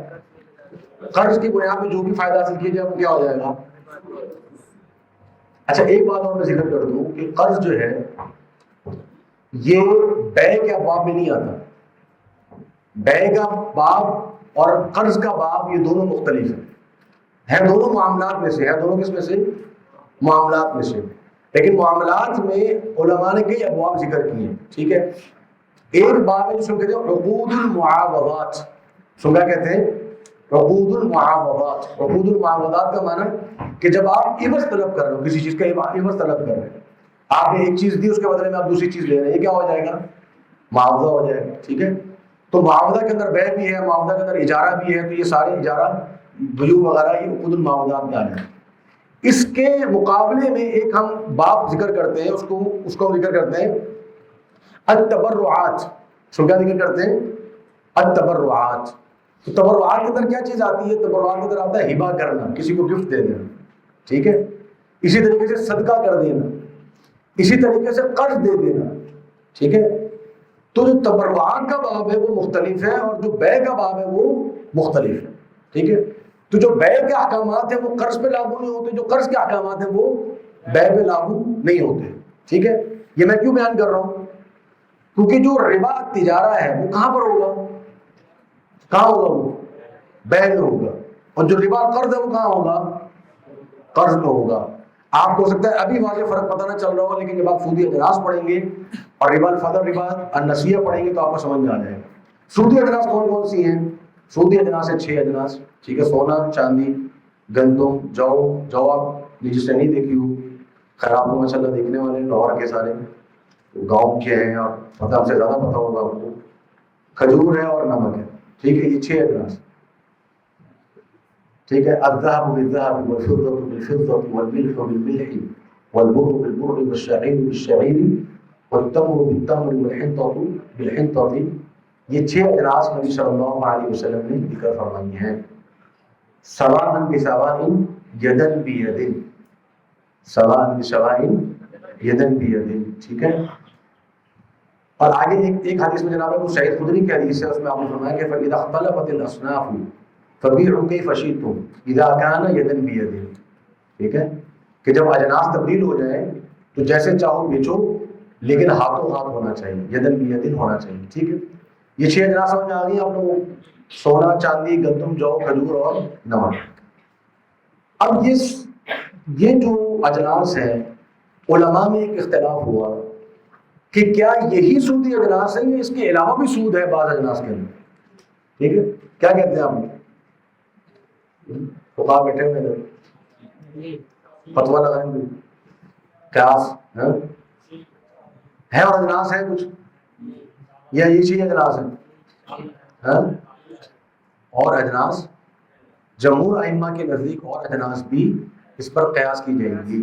ٹھیک ہے، اور قیاس کے لیے آپ کو پتہ ہے کہ اصل اور فرع ہوتی ہے، اس کے درمیان میں کیا ہوتی ہے؟ علت اور شبہ. ٹھیک ہے، تو اب یہاں پہ ہم علت نکالیں گے. ظاہریہ کے نزدیک یہ 6 اجناس ہیں. وہ کہتے ہیں جی اس کے علاوہ کیونکہ قیاس کے منکر ہیں وہ، تو وہ اس کے علاوہ کسی جنس کو نہیں مانتے. جو ائمہ اربعہ ہیں اور محدثین ہیں ان کے ہاں کیا ہے، اس کے علاوہ بھی اجناس ہیں. ٹھیک ہے. اب اس کے لیے ہمیں علت نکالنے کی ضرورت ہے. تو اب اس کی تفصیلات بہت زیادہ ہیں. مالکیہ کے ہاں اور علتیں ہیں، حنابلہ کے ہاں اور ہیں، شافعیہ کے ہاں اور ہیں. ٹھیک ہے. اور احناف کے ہاں مختلف علتیں بیان ہوئی ہیں. میں آپ کو بیان کر دیتا ہوں کہ جس پر جمہور کا اتفاق ہے یا جمہور اس کو بیان کرتے ہیں، اور وہ یہ ہے کہ وہ ان اجناس کو 2 اقسام میں تقسیم کرتے ہیں. سونا چاندی الگ، باقی 4 اجناس الگ. ٹھیک ہے. تو سودی اجناس کی تقسیم کیا ہے؟ ایک علت ہے قیمت. ایک علت کیا ہے؟ قیمت. یہ ائمہ ثلاثہ کے یہاں، مالکیہ، شافعیہ، حنابلہ، ان کے یہاں کیا ہے؟ الثمنیہ. وہ کہتے ہیں کہ جس چیز کے اندر کی ثمنیت موجود ہے، قیمت ہونا موجود ہے، وہ سودی اجناس میں سے ہے. ٹھیک ہے. احناف کے ہاں قیمت شرط نہیں ہے، وہ اس کو موزون کہتے ہیں، وزن. کہتے ہیں جی وزن ہوگا، جیسے سونا اور چاندی کا ایک وزن ہے، تو ایسے جو بھی چیز موزون ہے، ٹھیک ہے نا، اس کے اندر ربا ہوگا. اب یہ علت کا فرق کہاں پہ نمایاں ہوتا ہے ہمارے سامنے؟ یہ فرق واضح ہوتا ہے. مثلا آپ کو میں مثال دیتا ہوں لوہے کی. ٹھیک ہے. اب لوہا یہ معدنیات میں سے، ٹھیک ہے، تو احناف کے ہاں لوہا یہ اجناس ربوی میں سے ہوگا. ائمہ ثلاثہ کے ہاں یہ اجناس ربوی میں سے نہیں ہے، کیونکہ اس کے لوہے کے اندر قیمت ہے ہی نہیں. ٹھیک ہے. اچھا کرنسی جو ہے یہ ائمہ ثلاثہ کے ہاں کیا ہوگی؟ ہاں یہ اجناس میں سے ہے، سودی اجناس میں سے. کرنسی جو بھی ہو وہ کس میں سے ہے؟ کن کے نزدیک؟ تو کیا احناف کے نزدیک نہیں ہے؟ ہاں احناف کے نزدیک بھی یہ سودی اجناس میں سے ہے، لیکن وہ اس علت کی بنیاد پر نہیں لاتے. ٹھیک ہے. وہ کہتے ہیں کہ جی یہ سونا اور چاندی کا متبادل ہے، اس کے قائم مقام. وہ کیا کہتے ہیں؟ قائم مقام. اگرچہ ابھی خود بھی پھنس گئے ہیں اس معاملے میں، میں بتاؤں گا آگے چل کے. لیکن اصل معاملہ کیا ہے کہ ہر وہ چیز جس کے اندر ثمنیت ہو، جس کے اندر قیمت ہو، وہ کیا ہو جائے گی؟ وہ سودی اجناس میں سے ہو جائے گی. روپیہ ہے، ڈالر ہے، ریال ہے، کچھ بھی ہے جس پہ ثمنیت ہے، وہ کیا ہے؟ سودی اجناس میں سے. دوسری علت جو علماء نے نکالی ہے وہ ہے 2 شرطیں، غذا اور قابل ذخیرہ ہونا. ٹھیک ہے نا. اس کو کہتے ہیں قوت مدخر. اس کو کیا کہتے ہیں؟ قوت مدخر. غذا اور قابل ذخیرہ. قابل ذخیرہ سے مراد ہے کہ جس کے اندر خود صلاحیت ہو ذخیرہ ہونے کی. ایسا نہیں کہ وہ جیسے آج ہمارے یہاں کیمیکل لگا کے اور پورا سال رکھ لیا جاتا ہے کولڈ اسٹوریج کے اندر، وہ مقصود نہیں ہے. جس کے اندر خود صلاحیت ہو، جیسے گندم ہے، خود صلاحیت ہے اس کے اندر. ٹھیک ہے نا. چاول ہے، مکئی ہے، ٹھیک ہے نا، یہ سب اس کے اندر. تو قیمت کے طور پہ جب ہم کہیں گے تو ہمارے سامنے سونا اور چاندی یہ اس کی علت قیمت ہوگی.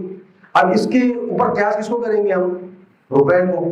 روپیہ ہے، ڈالر ہے، ریال ہے، وہ سب اس کے اوپر قیاس ہوگا. ٹھیک ہے. غذا اور قابل ذخیرہ یہ علت ہم نے کس کی نکالی ہے؟ گندم، جو، کھجور اور نمک.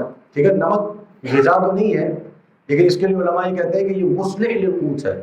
ٹھیک ہے نا. یہ قوت کی اصلاح کے لیے ہے، اس لیے اس کو بھی قوت کے ہم معنی سمجھا جاتا ہے. اور قابل ذخیرہ تو ہے ہی. تو اصل کیا ہے کہ قوت مدخر جس کے اندر بھی علت پائی جائے گی وہ سودی اجناس میں سے ہو جائے گا. تو مثلا جیسے آپ بتائیں قیاس کریں اس کے اوپر. ہاں چاول ہو گئے، اور مکئی ہو گئی، دالیں ہو گئی، اور چنا ہے، ٹھیک ہے نا، باجرہ ہے. تو یہ ساری چیزیں کیا ہیں؟ قوت ہے اور مدخر ہے. سبزیاں ہیں اس میں؟ سبزیاں نہیں ہیں. پھل ہے اس میں؟ کوئی پھل نہیں ہے. ہاں ڈرائی فروٹس کر سکتے ہیں یا کشمش وغیرہ کر سکتے ہیں. ٹھیک ہے. تو بہرحال آپ سب مفتی ہیں تو اپنے حساب سے فتویٰ آپ دیکھ لیجیے گا. ٹھیک ہے. اب آپ نے سودی اجناس سمجھ لیے، اب آگے چلیں. اب ربا الفضل کی طرف چلیں. اب ہم نے اقسام سمجھنی ہے. ربا الفضل کیا ہوتا ہے؟ ربا الفضل، فضل کا معنی ہے اضافہ کر دیں. ربا الفضل ہم کہتے ہیں سودی اجناس میں سے ایک ہی جنس کا تبادلہ کرتے وقت کمی یا اضافہ کر دیں. ٹھیک ہے. سودی اجناس میں سے کس کا؟ ایک ہی جنس کا. یہ لفظ ذہن میں رکھیں. سودی اجناس میں سے ایک ہی جنس کا تبادلہ ہو رہا ہے. گندم کا تبادلہ گندم سے ہو رہا ہے، کھجور کا تبادلہ کھجور سے ہو رہا ہے. ٹھیک ہے نا. سونے کا تبادلہ سونے سے ہو رہا ہے. اور یہ بات ذہن میں رکھیں کہ جی ہم نے اس کے اندر کوالٹی نہیں دیکھنی ہے کہ جی یہ 24 کیرٹ کا گولڈ ہے اور یہ 18 کیرٹ کا گولڈ ہے تو اس کا فرق ہو جائے گا. نہیں, کوئی فرق نہیں کر سکتے آپ. یہ چاہے 24 کیرٹ ہے اور یہ 18 کیرٹ ہے, اگر یہ 10 گرام ہے تو یہ بھی 10 گرام ہی دیں گے ہم. ٹھیک ہے نا. آپ وزن میں فرق نہیں کر سکتے. کیوں؟ نبی صلی اللہ علیہ وسلم کی حدیث ہے الذهب بالذهب سواء بسواء يدا بيد. ٹھیک ہے, سواء بسواء مثلا بمثل. بعض روایت کے الفاظ کیا ہے؟ مثلا بمثل, تو تواصل. ٹھیک ہے, تو ایک ہی چیز کا تبادلہ کرتے ہوئے کمی یا اضافہ کر دینا یہ ربا الفضل ہے. مثلا سونا ہے 10 گرام, اس کے بدلے سونا 20 گرام, یہ تبادلہ ہو رہا ہے تو یہ کیا ہو جائے گا؟ ہاں, یہ سود ہو جائے گا. ٹھیک ہے. اچھا, اسی طریقے سے سونا ہے 1 تولہ اور روپیہ ہے 50,000, تبادلہ ہو رہا ہے. ہاں جی مفتیان کرام, ہاں 1 تولہ سونا, روپے 50,000 تو نہیں ہے, بھی خیر 2 لاکھ سے اوپر چلا گیا ہے. ٹھیک ہے, آپ کو اگر کہیں سے کوئی سستا مل رہا ہو تو جائز ہے نا جائز ہے؟ کیوں جائز ہے؟ جنس تبدیل ہوگی. ٹھیک ہے, تو یہ جائز ہوگی. صحیح. اب آتے ہیں ربا نسیہ کی طرف. ربا الفضل تو آپ نے سمجھ لیا نا. ربا نسیہ کیا ہے؟ سودی اجناس میں تبادلہ کرتے وقت ادھار کر لینا. نسیہ کا معنی مؤخر کر دینا کسی چیز کو. ٹھیک ہے, تو ادھار کر لینا جب کب جنس یا علت ایک ہو, یا یہ دونوں چیزیں آ گئی ہیں, جنس یا علت. ٹھیک ہے, اب آپ کا امتحان ہے. مثلا ایک مثال آپ کو دیتا ہوں, سونا ہے تو سونے کے بدلے جی سونا آ رہا ہے, ٹھیک ہے, 1 مہینے کے بعد. ہاں یدن کو چھوڑ دو, ہوگا مطلب مثلا تو ہو گیا, مہینے کے بعد ہوگا تو کیا ہوگا؟ یہ صحیح نہیں ہے. کیوں نہیں ہے؟ یدن بیدن نہیں ہے. تو اس میں کون سا سود آ رہا ہے؟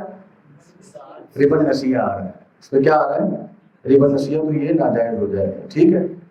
اچھا اب آگے چلیے. سونا ہے, سونے کے بدلے روپیہ ہے, اور آپ سونے کی خریداری کر رہے ہیں اور آپ پیسے دے رہے ہیں, یا پیسے ابھی آپ نے دے دیے, سونا ملے گا آپ کو 1 مہینے کے بعد. تو خاتون جاتی ہے سونار کی دکان پہ, جویلر کی دکان پہ, ہاں جی مجھے سونا پسند آ گیا, بنوا دیں, یہ لیجیے 2 لاکھ روپے.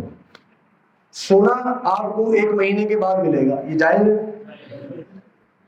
ہاں جی اختلف الفقہاء. ہاں جائز ہے یا ناجائز ہے؟ کچھ سمجھ نہیں آیا مجھے. نہیں جائز. جو کہہ رہے ہیں نہیں جائز وہ ہاتھ کھڑا کریں. اچھا, اور جو کہہ رہے ہیں جائز ہے وہ ہاتھ کھڑا کریں. اور جو کہہ رہے ہیں کہ ناجائز بھی نہیں ہے اور جائز بھی نہیں ہے وہ خود کھڑے ہو کے باہر چلے جائیں. اللہ کے بندے کوئی تو فتوا دو. تو یہ ناجائز ہے. کیوں ناجائز ہے؟ یہ یدن بیدن نہیں ہے, اور یہاں پر علت ایک ہے. سونا اور روپے کی کیا ہے؟ علت ایک ہے نا. دونوں کی علت کیا ہے؟ قیمت ہونا. دونوں کی علت کیا ہے؟ قیمت ہونا. ٹھیک ہے, تو لہذا سونے کی ادھار خرید و فروخت کیا ہے؟ ناجائز. یہ اصول طے ہو گیا. ٹھیک ہے. اچھا باقی آ جائیں. گندم ہے, گندم کے بدلے روپیہ ہے 1 مہینے کے بعد. ہاں جی جو کہہ رہے ہیں جائز ہے ہاتھ کھڑا کریں. جائز ہے. ہاں جی جو کہہ رہے ہیں ناجائز ہے. ناجائز والا کوئی نہیں ہے. ناجائز ہے. ہاں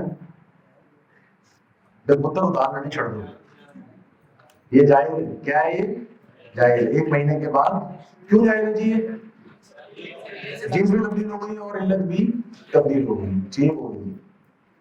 اب میں آپ کو اختصار بتا دوں ربا کے واقع اور ناواقع ہونے کی صورت تجارت کے اندر. اگر جنس ایک ہو تو اس میں ربا الفضل بھی ہوگا اور ربا نسیہ بھی ہوگا. اگر جنس ایک ہو, تبادلہ ہو رہا ہے ایک ہی جنس کا, سونے کے بدلے سونا, روپے کے بدلے روپیہ, ڈالر کے بدلے ڈالر, ریال کے بدلے ریال, کھجور کے بدلے کھجور, گندم کے بدلے گندم.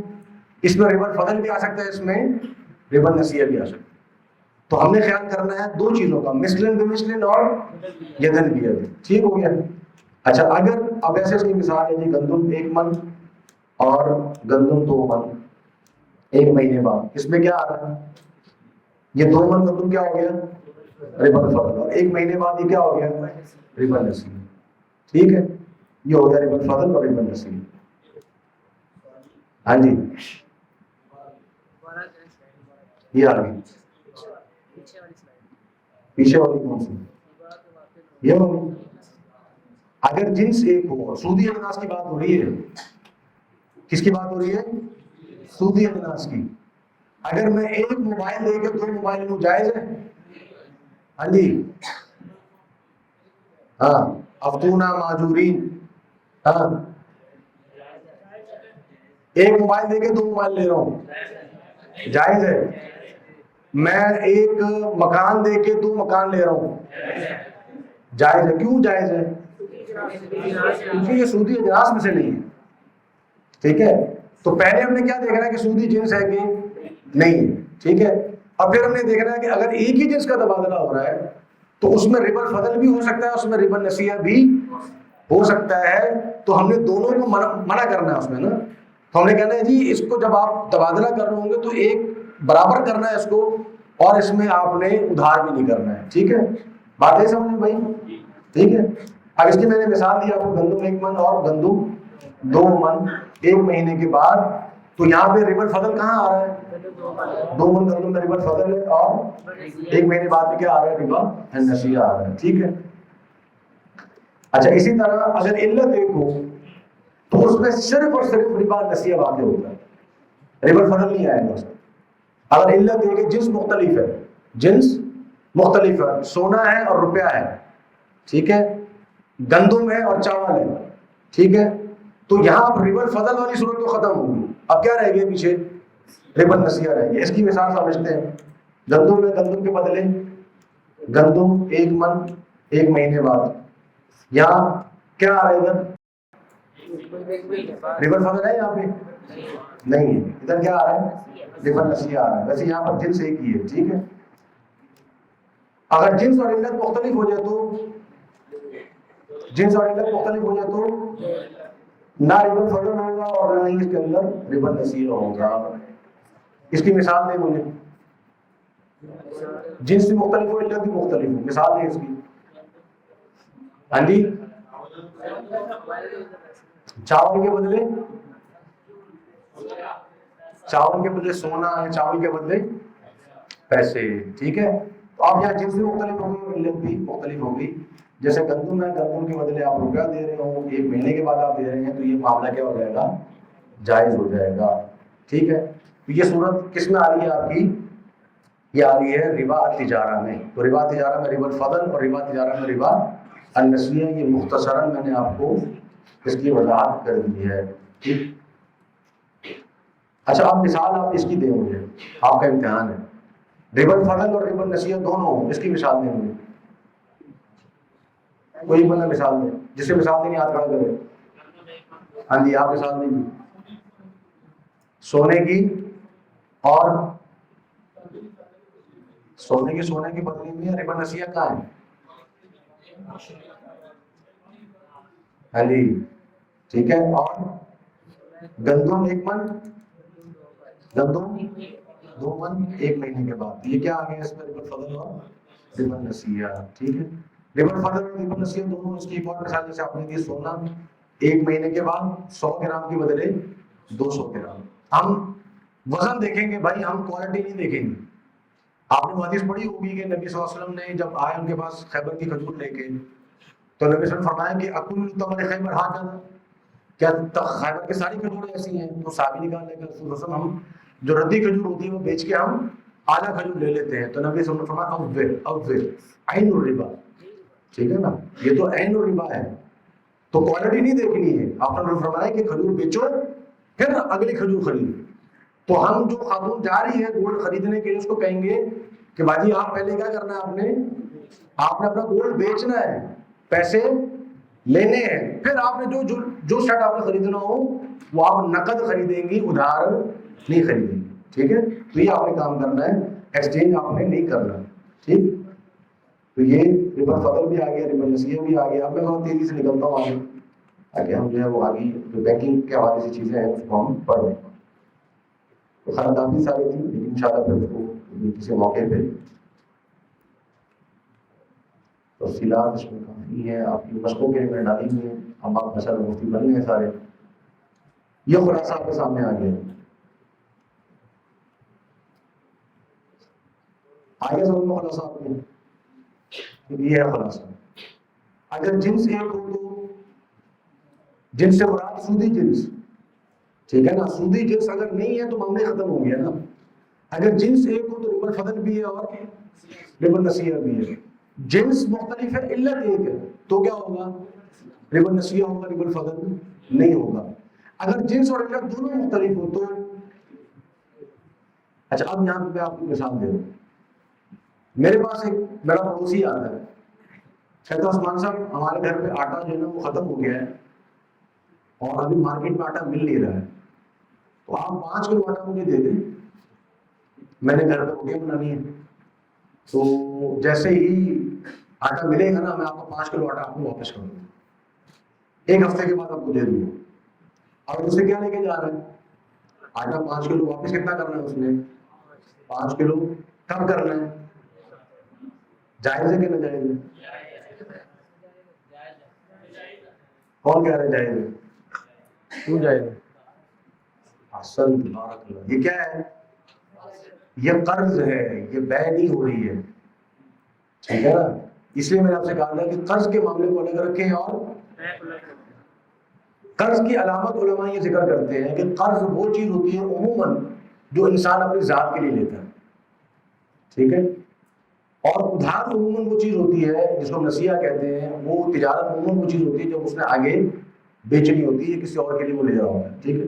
اب ایک شخص اگر مجھ سے آٹا لے کے جا رہا ہے، ٹھیک ہے نا، اور اسے گھر پہ پکانا ہے، اور میرے گھر سے لے کے جا رہا ہے، میں آٹا بیچتا نہیں ہوں لیکن اسے لے کے جا رہا ہے کہ جی جب آئے گا تو واپس کر دوں گا. یا نمک کی تھیلی مثال میں اسے لے کے جا رہا ہے کہ جب نمک میں لاؤں گا پھر آپ کو دے دوں گا. تو یہ کیا ہے؟ یہ قرض ہے. تو قرض کے اندر معاملہ مختلف ہے، تجارت میں معاملہ مختلف ہے، ٹھیک ہے. اب ایک اور آپ کو مثال دیتا ہوں. ایک بندہ جو ہے وہ اس نے مجھ سے 1 لاکھ روپے قرضہ لیا، ٹھیک. اب اس نے قرضہ لیا 1 لاکھ روپے مجھ سے اور اس نے مجھے واپس کرنا ہے 1 سال کے بعد، اور کرنا ہے 1 لاکھ روپے. یہ جائز ہے کہ نہ جائز ہے؟ بھائی ربا نسیہ کدھر گیا؟ بھائی لاکھ روپے لے کے جا رہا ہے اور سال کے بعد 1 لاکھ روپے دے رہا ہے اس میں. یہاں پہ کیا ہے؟ قرض ہے، تجارت نہیں ہے، ٹھیک ہے نا. تو تجارت میں قرض میں آپ نے فرق سامنے رکھنا ہے. تو انشاءاللہ یہ چیزیں آپ کو واضح ہو گئی ہوں گی. اب ہم چلتے ہیں آخری اپنے مرحلے کی طرف. ربا اور قرض، ربا تجارت دونوں انشاءاللہ آپ کو واضح ہو گئے. اب بینکنگ سسٹم کی طرف جانے سے پہلے نا آپ نے کرنسی کو سمجھنا ہے. بینک کو سمجھنے سے پہلے جو ہے نا آپ کو یہ سمجھنا ضروری ہے کہ کرنسی ہم کس کو کہتے ہیں، ٹھیک ہے. کرنسی کی تعریف کیا ہے اور کرنسی کی تاریخ کیا ہے، اس کی ڈیفینیشن اور اس کی ہسٹری دونوں کیا ہے. کرنسی کی تعریف جو ہے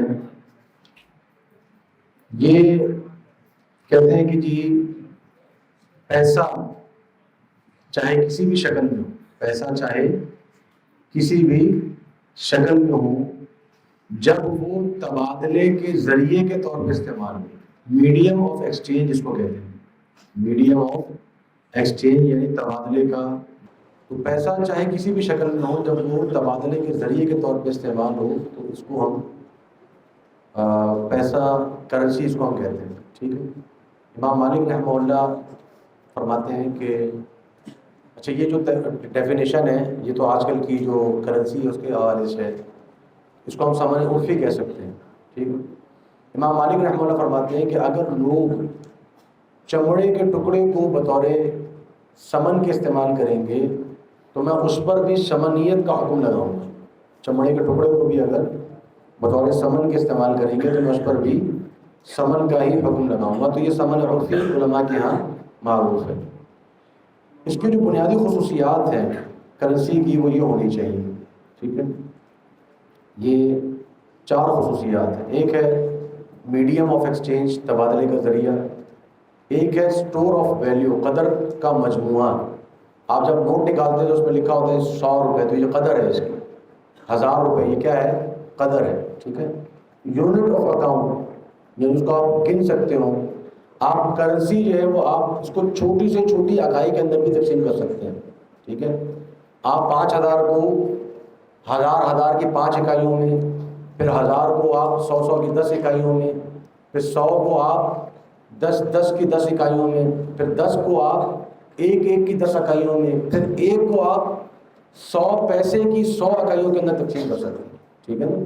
تو یہ ہے کرنسی کے اس کے اندر جو ہے وہ یونٹ آف اکاؤنٹ.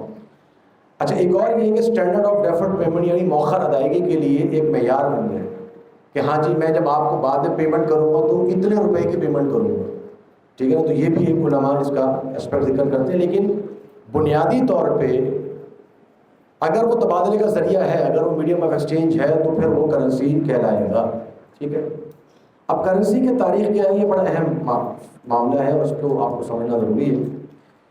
سب سے پہلے جو ہے وہ کرنسی کا آغاز جو ہماری تاریخ میں ملتا ہے وہ یہ کہ قیمتی اشیاء کا تبادلہ ہوتا تھا.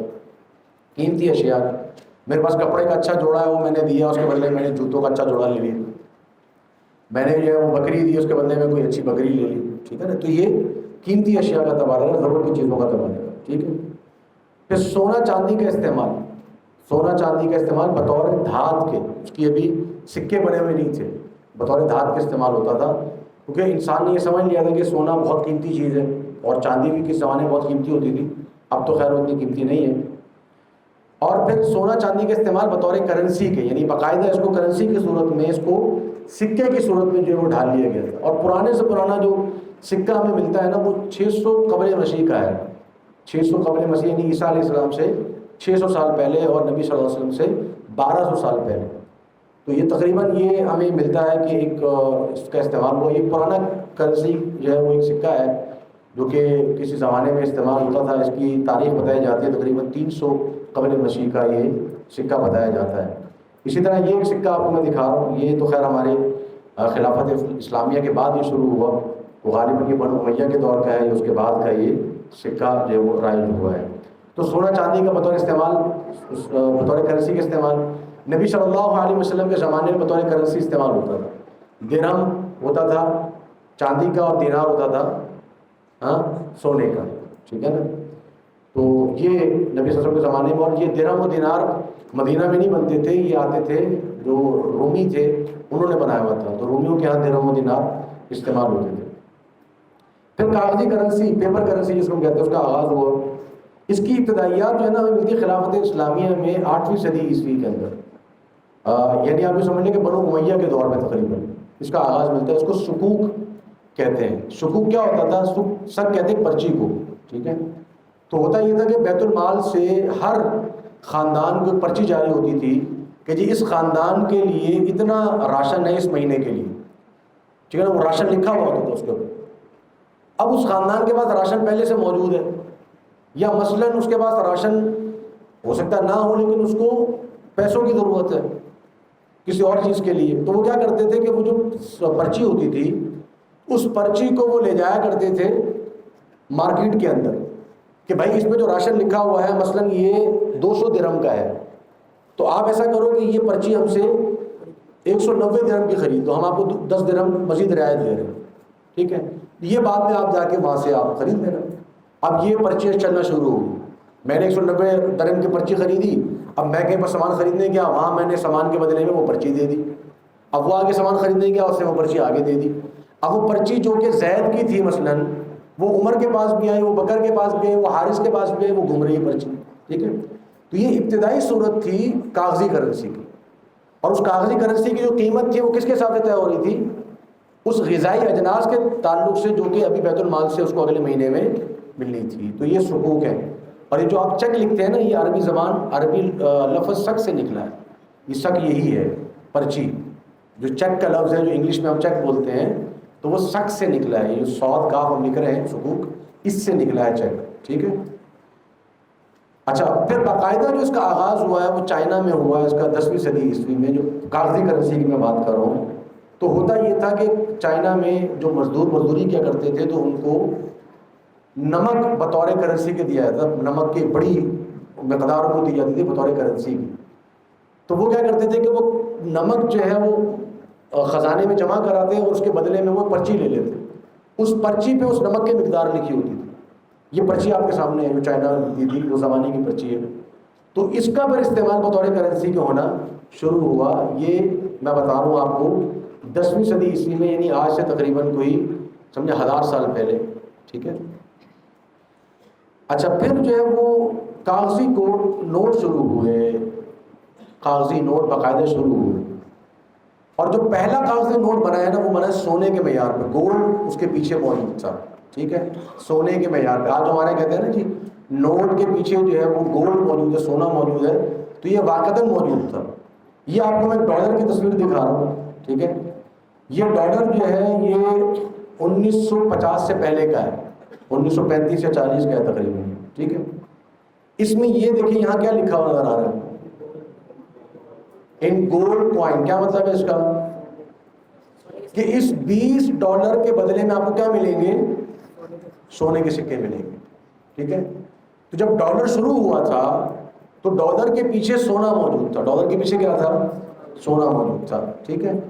اور $32 کا 1 اونس سونا آتا تھا. 1 اونس میرا ہمارا خیال تقریباً کوئی 2 تولے کے قریب ہوگا شاید، صحیح. تو $32 کا اس زمانے میں 1 اونس سونا آتا تھا. یہ ہو سکتا ہے سے زیادہ ہو، اللہ عالم.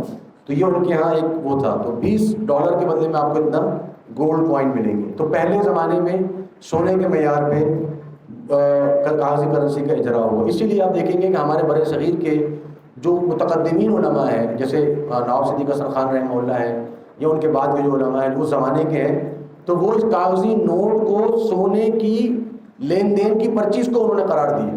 انہوں نے کہا کہ جی اس کے اوپر تو لکھا ہوا ہے کہ یہ سونا ملے گا آپ کو، تو وہ تو اس کو اس کے ذریعے سے تبادلہ کرنا بھی جائز نہیں سمجھتے تھے. بعض علماء کہتے تھے کہ اس کے پیچھے تو تبادلہ کرنا بھی جائز نہیں.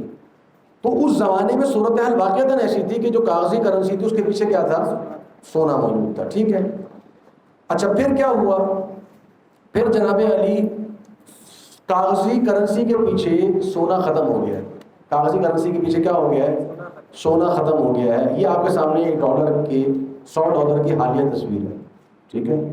اس $100 کے اوپر یہاں پر یہ لکھا ہوا ہے، کیا لکھا ہوا ہے؟ This note is legal tender for all debts public and private. آسان فہم الفاظ اس کا معنی یہ ہے کہ یہ نوٹ یہ کیا ہے؟ یہ قانونی دستاویز ہے. لیگل ٹینڈر یہ قانونی دستاویز ہے. کس چیز کے لیے؟ ہر طرح کی قرض کی ادائیگی، چاہے وہ پبلک ہو یا پرائیویٹ ہو. یعنی جہاں پر بھی لین دین کا معاملہ ہوگا یہ نوٹ بطور قانونی دستاویز کے وہاں پہ آ سکتا ہے، ٹھیک ہے. اچھا اب میں نے ذکر کیا کیا لکھا ہوا ہے؟ کاغذی کرنسی کس کی بنیاد پہ؟ نہیں، اس کے نیچے کیا لکھا ہوا ہے؟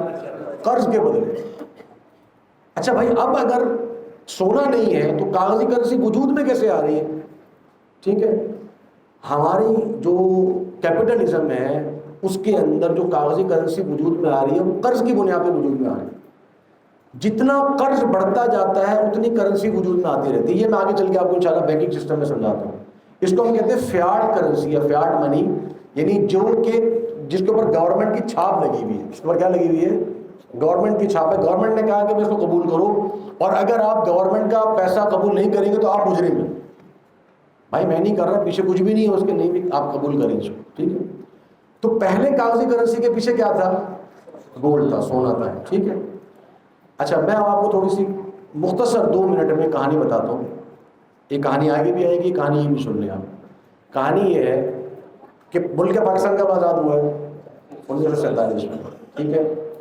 آپ تقریباً دیکھیں گے 1944 سے لے کے 1948 کے درمیان پوری دنیا کے اندر 100 سے زیادہ ممالک آزاد ہوئے، اور زیادہ تر مسلمان ممالک. عراق ہے، مصر ہے، تیونس ہے، لیبیا ہے، ٹھیک ہے، ہمارا بنگلہ دیش ہے، انڈیا، پاکستان، ٹھیک ہے. تو یہ ممالک جتنے بھی ہیں یہ 1944 سے لے کے 1948 کے درمیان آزاد ہوئے ہیں، ٹھیک ہے. کیوں؟ ایک کانفرنس ہوئی تھی 1944 میں. اس کانفرنس کو کہا جاتا ہے برٹن ووڈ کانفرنس. اس کو کیا کہا جاتا ہے؟ Bretton Wood conference. یہ کانفرنس ہوئی تھی برٹن ووڈ ایک علاقہ ہے، وہاں پر یہ کانفرنس ہوئی تھی امریکہ کے اندر. کانفرنس کے اندر یورپ کے تقریباً تمام ممالک آئے تھے، اور اس وقت جو ایشیا کے جو ممالک آزاد تھے چند ایک وہ اس میں گئے تھے. افریقہ کے کچھ ممالک گئے تھے. امریکہ اس وقت جو ہے وہ ورلڈ پاور تھی. جنگ عظیم دوم کے بعد یورپ تباہ ہو گیا تھا اور امریکہ کے اندر یہودی قابض تھے، ٹھیک ہے. تو انہوں نے یہ کانفرنس بلائی اور اس کانفرنس کے اندر دو فیصلے کیے گئے. ایک فیصلہ یہ کیا گیا، آپ یہ پڑھ سکتے ہیں، اس کو انٹرنیٹ پہ سرچ کر سکتے ہیں. ایک فیصلہ یہ کیا گیا کہ جی تمام ممالک اپنی کرنسی کو ڈالر کے ساتھ جوڑ دیں گے. اپنی کرنسی کو کیا کریں گے؟ ڈالر کے ساتھ. کیا مطلب ہے اس کا؟ کہ آپ اگر چائنا سے کوئی چیز خرید رہے ہیں تو آپ پاکستانی روپے میں نہیں خریدیں گے، نہ ہی چائنیز کرنسی میں خریدیں گے. آپ کس میں خریدیں گے؟ ڈالر میں خریدیں گے. حالانکہ ڈالر نہ ہماری کرنسی ہے نہ چائنا. آپ سعودیہ سے پیٹرول خرید رہے ہیں تو نہ پاکستانی روپے میں خریدیں گے نہ ریال میں خریدیں گے. آپ کس میں خریدیں گے؟ اس کو کہتے ہیں پیٹرو ڈالر اکانومی، ٹھیک ہے نا. پیٹرو ڈالر اکانومی یعنی ایسی اکانومی جو کہ ڈالر کے اوپر اور پیٹرول کے ساتھ اس کو منسلک کر دیا انہوں نے، ٹھیک ہے. انہوں نے کہا کہ جی آپ ساری کی ساری آپ کا جو فورن ریزرو ہے، ٹھیک ہے نا، جو زر مبادلہ ہے آپ کا، وہ آپ رکھیں گے ڈالر کے اندر، ٹھیک ہے. ہمارے پاکستان کو جو مصیبت پڑی ہوئی ہے نا، وہی مصیبت پڑی ہے، ہمارا ڈالر نہیں ہے. باقی سب کچھ ہے ہمارے پاس کیا نہیں ہے؟ ڈالر نہیں ہے. یہ پھر کبھی کہانی اس کو دیکھیں گے انشاءاللہ. تو یہ ایک فیصلہ یہ ہوا کہ جی آپ اپنی کرنسی جوڑ دیں کس کے ساتھ؟ ڈالر کے ساتھ. اچھا جی ہم آپ کے ساتھ جوڑ دیں، آپ کی کرنسی کی ویلیو کیسے ہوگی؟ انہوں نے حضرت امریکہ صاحب نے کہا کہ جی ہماری کرنسی کے پیچھے کیا ہے؟ گولڈ ہے. ہماری کرنسی کے پیچھے کیا ہے؟ گولڈ ہے.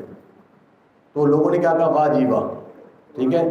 انہوں نے اس اپنی کرنسی ساری جوڑ دی ڈالر کے ساتھ، اور یہ سارا گولڈ کس کے پاس ہے؟ امریکہ صاحب کے پاس، ان کے پاس موجود ہے. یہ ایک فیصلہ ہوا.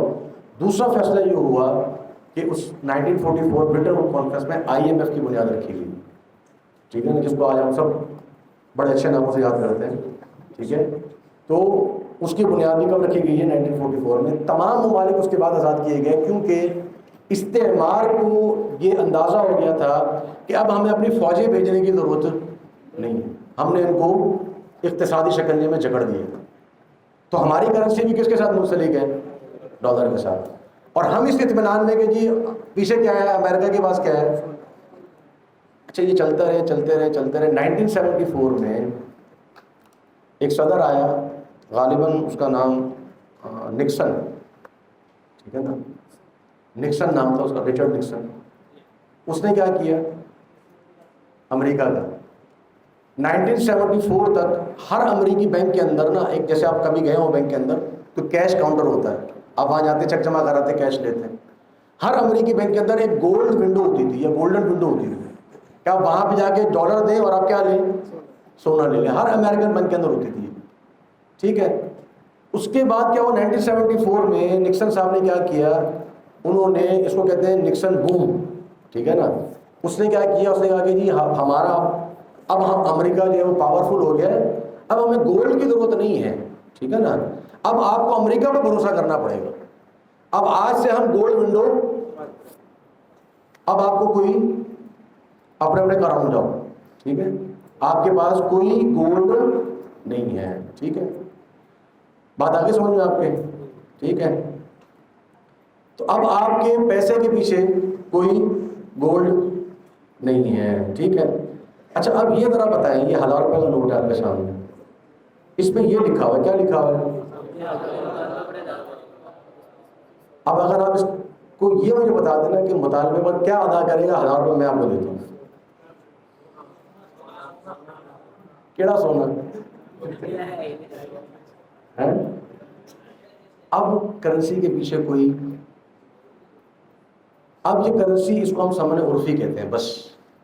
نہ تو اس کے پیچھے سونا ہے، نہ یہ سونے کی کوئی چٹ ہے، ٹھیک ہے نا. یہ کیا ہے؟ یہ فیاٹ کرنسی ہے بس. یہ حامل اعضا کو مطالبے پر ادا کرے گا. یہ آپ اسٹیٹ بینک کے گورنر کے پاس بھی چلے جائیں گے نا، اس کو بھی نہیں پتا کہ یہ کیا مطلب ہے اس کا، بس لکھا ہوا ہے. یہ کیا ہے؟ یہ میں آپ مذاق نہیں کر رہا آپ کے ساتھ. یہ آپ کسی BBA جو سے فائنینس کیا ہو نا، اس کو آپ نوٹ دے گا، یار اسی نوٹ پہ چلتے ہو نا تم، بتاؤ اس کا مطلب کیا ادا کرے. کسی میں کہتا ہوں آپ کے پاس یہ جو بڑی بڑی یونیورسٹیز ہیں اس کے جو پروفیسر پڑھا رہے ہوں گے نا فائنینس کے اندر، میں نے کر کے دیکھا ہے، اس لیے بتا رہا ہوں. آپ کسی بڑے پروفیسر کے پاس، جو اقتصادی ماہرین ٹی وی پہ بیٹھے ہوئے گنجے سارے عجیب و غریب سی باتیں کر رہے ہوتے ہیں، ان کو پوچھ لیں جا کے کہ بھائی آپ باتیں کر رہے ہوتے ہیں بڑی بڑی، یہ بتاؤ حامل اعضا کیا مطلب ہے اس کا، ہمیں تو سمجھاؤ. کچھ پتہ نہیں ہوں. تو پیچھے کوئی گڑ نہیں ہے، یہ بات اپنے ذہن سے آپ نکال دیں، ٹھیک ہے. اب یہ کرنسی کس کی بنیاد پہ وجود میں آ رہی ہے؟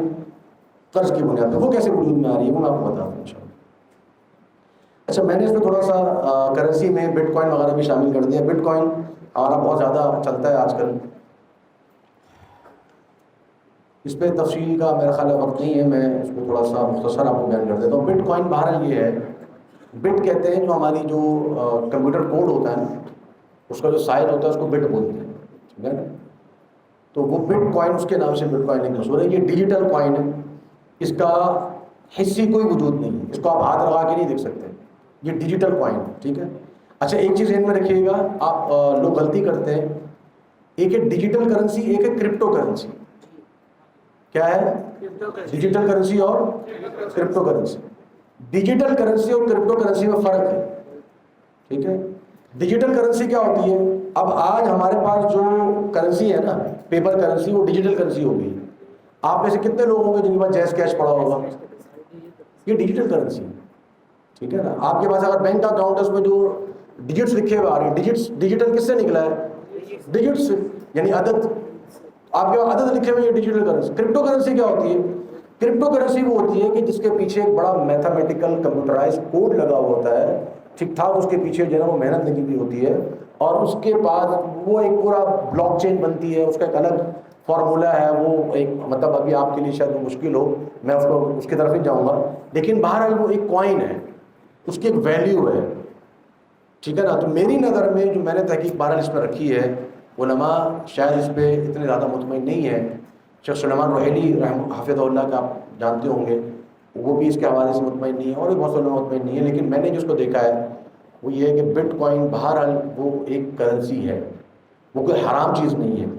اس کا جو استعمال ہو رہا ہے فوریکس ٹریڈنگ کے اندر، بائنینس کے اندر، یہ ہماری مختلف چیزیں ہوتی ہیں. فوریکس ٹریڈنگ ہے، بائنینس ہے، یہ ہماری مختلف ایپس ہوتی ہیں، اس کے اوپر ہماری ٹریڈنگ ہوتی ہے، ٹھیک ہے. ٹریڈنگ میں غلطیاں ہو سکتی ہیں. بٹ کوائن اگر خود کوئی اپنا والیٹ بنا کے، ٹھیک ہے نا. اور میں آپ سے کہوں گا، دیکھیں میں نے شروع میں یہ بات کہی تھی کہ ہمیں چیزوں کا علم اس لیے نہیں ہوتا کیونکہ ہمارا تعامل نہیں ہوتا. تو یہ والیٹ بنا لینا اور کرپٹو کرنسی بنا لینا یہ کوئی بڑی بات نہیں ہے، آپ کے موبائل میں ہو جاتا ہے، ٹھیک ہے. آپ ڈاؤن لوڈ کریں، موبائل میں والیٹ بنائیں، جیسے طریقے یوٹیوب پہ موجود ہیں، آپ بنائیں، آپ کریں، آپ کو اندازہ ہوگا کیا چیزیں ہو رہی ہیں اس کے اندر. تعامل ہونا چاہیے آپ، ٹھیک ہے. تو فوریکس کے اوپر اور بائنینس کے اوپر جو ٹریڈنگ ہو رہی ہے وہ غلط ہو رہی ہے. فائنینس اور فوریکس میں بتا دوں، جو لوگ کر رہے ہوں گے ان کے بارے میں بتا دوں. ایک اسپاٹ ٹریڈنگ ہوتی ہے. اسپاٹ ٹریڈنگ یہ ہوتی ہے کہ جو آپ نے ایک نقطہ لگا دیا کہ اگر یہ کوائن اتنے کا ہو جائے، مثلاً بٹ کوائن مثلاً اگر $1000 کا ہو جائے تو بیچ دینا، ٹھیک ہے. بٹ لگا دیتے ہیں اس کے اوپر، وہ $1000 کا ہوگا تو بک جائے گا. ایک ہوتی ہے فیوچر ٹریڈنگ.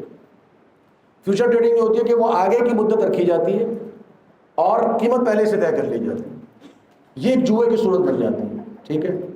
اور جو لوگ فوریکس میں اور بائنینس کے اندر کام کر رہے ہوتے ہیں تو ان کو زیادہ جو منافع آتا ہے نا وہ فیوچر ٹریڈنگ میں آتا ہے، اسپاٹ ٹریڈنگ میں نہیں آتا. حلال کام میں ویسے بھی منافع کم ہوتا ہے، ٹھیک ہے. تو اسپاٹ ٹریڈنگ حلال ہے، فیوچر ٹریڈنگ کیا ہے؟ حرام ہے، ٹھیک ہے. اور فوریکس میں اور بائنینس میں ایک اور طریقہ، ایک اور مسئلہ یہ کہ اس میں لیوریج ملتا ہے. لیوریج کیا ہوتا ہے کہ اگر آپ کے $100 لگے ہوئے ہیں تو جو آپ کا بروکر ہوگا وہ آپ کو $10,000 دے دے گا کہ جی آپ $10,000 کی خریداری کریں اور آپ نے مجھے اس کے اوپر جو ہے وہ 3% یا 2% آپ نے مجھے سود ادا کرنا ہے. اب آپ کو فائدہ ہو، آپ کو نقصان ہو، وہ آپ کا معاملہ ہے، ٹھیک ہے. تو آسان الفاظ میں آپ کو یہ بتا دوں کہ کرپٹو کرنسی فی ذاتی ہی، فی نفسی ہی، اس میں کوئی ممانعت نہیں ہے. آپ والیٹ بنا کے ایک کرنسی بنا سکتے ہیں، رکھ سکتے ہیں. مسئلہ کس میں ہے؟ اس کی ٹریڈنگ کے اندر. اگر آپ ٹریڈنگ کرتے ہیں فوریکس پہ یا بائنینس پہ، آپ اسپاٹ ٹریڈنگ کر سکتے ہیں، آپ فیوچر ٹریڈنگ نہیں کر سکتے. اور یہ میں بات کر رہا ہوں کرپٹو کرنسی کی، ڈیجیٹل کرنسی کی بات میں نہیں کر رہا. ڈیجیٹل کرنسی مطلب ڈالر اگر آپ کو ڈیجٹس میں یورو ہیں یا اور جو کرنسیاں ہیں اس کی آپ خریداری فوریکس بائنینس میں نہیں کر سکتے کیونکہ وہاں پر آپ کے پاس تقابض اس کے اندر موجود نہیں ہے، ٹھیک ہے. تو یہ بارے میں نے اختصاراً آپ کو بتا دیا. جی کچھ نہیں بھائی اس کے پیچھے.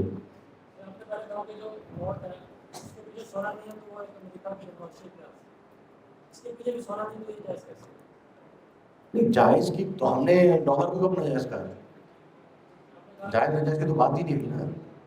پیپر کرنسی کو کسی نے ناجائز کہا نہیں. پیپر کرنسی جائز ہے. ہم بات کر رہے ہیں کہ اس کے پیچھے گولڈ ہے کہ نہیں. کیا بات کر رہے ہیں ہم؟ گولڈ ہے کہ نہیں ہو. میں نے کیا کہا؟ گولڈ نہیں ہے. تو لیکن اس کا کیا مطلب یہ ہو گیا کہ روپیہ حرام ہو گیا؟ نہیں، روپیہ حرام نہیں. جو تعامل ہمارے یہاں چل رہا ہے وہ ایک الگ صورت ہے، ٹھیک ہے نا. حرام اور حلال کا تعین ہم نہیں کر رہے ہیں، ہم یہ تعین کر رہے ہیں کہ اس کی بنیاد کیا ہے اس کرنسی. کیا اس کی بنیاد سونے کے اوپر ہے؟ نہیں، سونے کے اوپر نہیں. ڈالر کی کسی زمانے میں تھی، ہماری کرنسی کی کسی بھی زمانے میں نہیں ہوتی. بہت بڑی غلط فہمی ہے جو متقدمین علماء سے چلی آ رہی ہے. اور متقدمین علماء کے یہاں یہ صحیح تھا، وہ جو فتویٰ لگاتے تھے وہ صحیح لگاتے تھے کہ اس کے پیچھے گولڈ ہے، اس کے پیچھے سونا ہے، کیونکہ اس زمانے میں واقعتاً سونا تھا. آج کے زمانے میں سونا ہے؟ نہیں، آج کے زمانے میں سونا نہیں ہے. بر صغیر کے اندر اس زمانے میں برطانوی پاؤنڈ استعمال ہوتا تھا، یہ انڈین روپیہ استعمال ہوتا تھا. تو انڈین روپیہ اور برطانوی پاؤنڈ کے پیچھے اس زمانے میں گولڈ موجود تھا. لیکن جب تمام کرنسیاں ڈالر کے ساتھ منسلک ہوئی ہیں تو انہوں نے اپنی کرنسی کے پیچھے سے کیا ہو گیا؟ گولڈ ختم کر دیا. اب گولڈ کس کے پیچھے تھا؟ ڈالر کے پیچھے. اور ڈالر والوں نے بھی کب ختم کر دیا ہے؟ 1974 میں، یعنی آج سے کتنے سال پہلے؟ 50 سال پہلے. ٹھیک ہے، میرا خیال ہے آپ میں سے کوئی 50 سال کا تو نہیں بیٹھا ہوا ہے، ٹھیک ہے نا. میں بھی الحمدللہ جوان ہوں. تو ہماری ولادت سے پہلے ہی یہ سلسلہ ختم ہو گیا تھا، ٹھیک ہے. تو میں یہ بات نہیں کر رہا. تو کرپٹو کرنسی ہے نا، وہ ایک کرنسی کے طور پر متداول ہے، استعمال ہو رہی ہے. اب پیپر کرنسی بھی استعمال ہو رہی ہے نا آپ کے پاس. تو اگر اس کے پیچھے گولڈ نہیں ہے تو کیا اس کے پاس ثمانیت والا حکم نہیں لگائیں گے؟ بتائیں آپ. اگر روپے کے پیچھے گولڈ نہیں ہے لیکن وہ بطور کرنسی کے استعمال ہو رہی ہے، آپ اس کے پاس ثمانیت کا حکم لگائیں گے کہ نہیں لگائیں گے؟ لگائیں گے. اس کے اندر ربا نسیہ بھی آئے گا، اس کے اندر ربا الفضل بھی آئے گا، اس کے اندر ربا قرض بھی آئے گا، ٹھیک ہے. تو یہی چیز جو ہے وہ کرپٹو کرنسی کے اندر ہے. میں بات پوری کروں تو یہی چیز کیا ہے کرپٹو کرنسی کے اندر بھی. کرپٹو کرنسی کے اندر بھی کیا وہ میڈیم آف ایکسچینج ہے. لوگ جو ہے وہ کرپٹو کرنسی کے ذریعے سے چیزیں خرید رہے ہیں، ٹھیک ہے نا. وہی ساری مواصفات، وہ ساری صفات جو کرنسی میں ہوتی ہیں وہ کرپٹو کرنسی کے اندر بھی موجود ہے. صرف جو علماء کا اعتراض ہوتا ہے وہ یہ ہوتا ہے کہ جی روپے کو ریگولیٹر ایک روپے کا موجود ہے جو اسٹیٹ بینک ہے، وہ ریگولیٹ کر رہا ہے. بٹ کوائن کا کوئی ریگولیٹر موجود نہیں ہے. میرے سوال یہ ہے کہ جی ریگولیٹر کی شریعت نے کہاں رکھی ہے؟ شریعت نے عرف کی شرط رکھی ہے. اگر لوگوں کے یہاں وہ چیز متعارف ہوگی تو بات ختم ہوگی. اگر لوگ اس پر اعتماد کر رہے ہیں تو بات ختم ہوگی، ٹھیک ہے نا. تو ریگولیٹر کی شرط تو کہیں پر بھی نہیں ہے نا. صحیح ہے جی. جی سر، زکوٰۃ کا مسئلہ الگ ہے. وہ جب آپ زکوٰۃ کیلکولیٹ کرتے ہیں تو اس میں ہم دیکھتے ہیں کہ وہ سونے کی زکوٰۃ کیسے ملے گی، چاندی کی کیسے ملے گی، کرنسی کو آپ کس کے ساتھ منسلک کریں گے، سونے کے ساتھ یا چاندی کے ساتھ. وہ ایک اختلافی مسئلہ ہے، ٹھیک ہے نا. لیکن کیا زکوٰۃ ہے یا نہیں ہے؟ زکوٰۃ ہے، ٹھیک ہے. زیور کی زکوٰۃ الگ ہے، چاندی کی زکوٰۃ الگ ہے. وہ زکوٰۃ کے مسائل الگ انشاءاللہ وہ ذکر ہوتے ہیں، ٹھیک ہے. تو ہم فی الحال یہ پڑھ رہے ہیں کہ کرنسی ایک ثمن ہے، ایک ثمن عرفی ہے، اس کے پیچھے کوئی گولڈ نہیں ہے، ٹھیک ہے. اب آ جائے بینک کی طرف. جی جی نہیں، امام مالک کی میں نے نہیں دی ہے، میں نے ان کا قول ذکر کیا. الاصل فی المعاملات، دلیل آپ پر بولتی ہے، آپ دلیل دیں. یہ اصل یہاں پر آپ ذکر کریں، ٹھیک ہے نا، کہ یہ بطور سمن اور مسلم. دیکھیں معاملات میں شریعت نے کس کا اعتراف کیا ہے؟ عرف کا، ٹھیک ہے نا. شریعت نے کس کا اعتراف کیا ہے؟ عرف کا. اگر آپ اسے کہیں گے کہ جو قرآن و حدیث سے کوئی دلیل دکھائے کہ یہ روپیہ کرنسی ہے، وہ میں نہیں دکھا سکتا، اور نہ ہی آپ کا یہ مجھ سے دلیل بنتی ہے، نہ آپ کو مجھ سے اعتراض ہے، ٹھیک ہے. تو ہمارے ہاں کیا ہے کہ یہ ثمانیت ہے، کیونکہ یہ روپیہ کرنسی ہے، کیونکہ اس کے اندر ثمانیت موجود ہے. تو ہر وہ چیز جس کے اندر ثمانیت ہوگی وہ کیا کہلائے گی؟ وہ کرنسی کہلائے گی. اور اس کے اندر وہی احکامات لاگو ہوں گے جو کہ کرنسی کے اوپر لاگو ہوتے ہیں، ربا الفضل کے اور ربا النسیہ کے. فیوچر ٹریڈنگ میں جوا بھی ہے اور سود بھی ہے. اس کے اندر spot trading, spot SPOT، spot.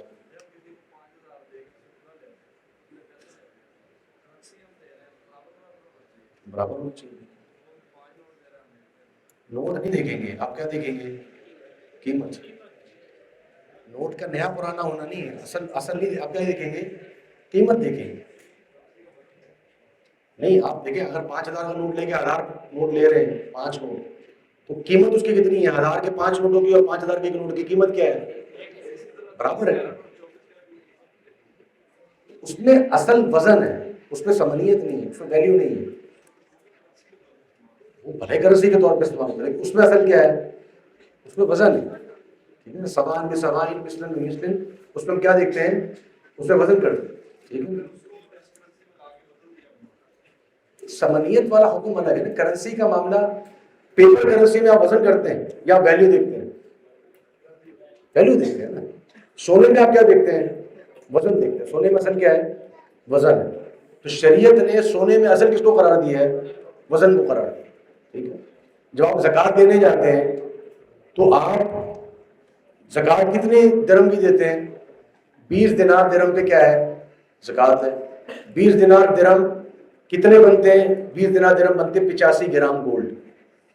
اب 85 گرام گولڈ جو ہے وہ چاہے 18 کیرٹ کا ہو یا 24 کیرٹ کا ہو، اس کی زکوٰۃ آپ نے دینی ہے.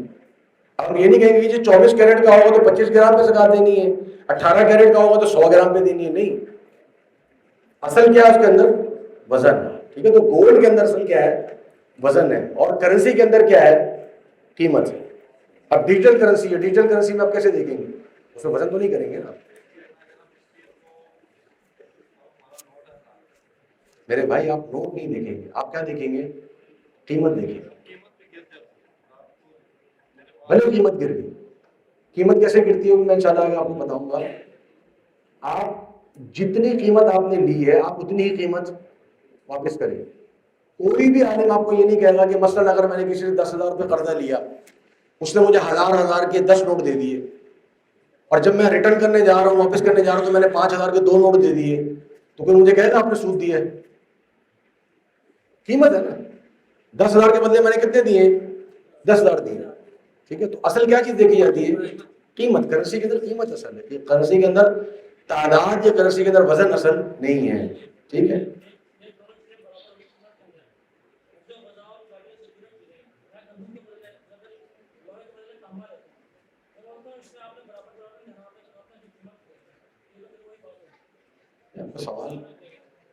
سوال اپنا آپ صحیح کریں نا. لوہا اور تانبا کیا ہے؟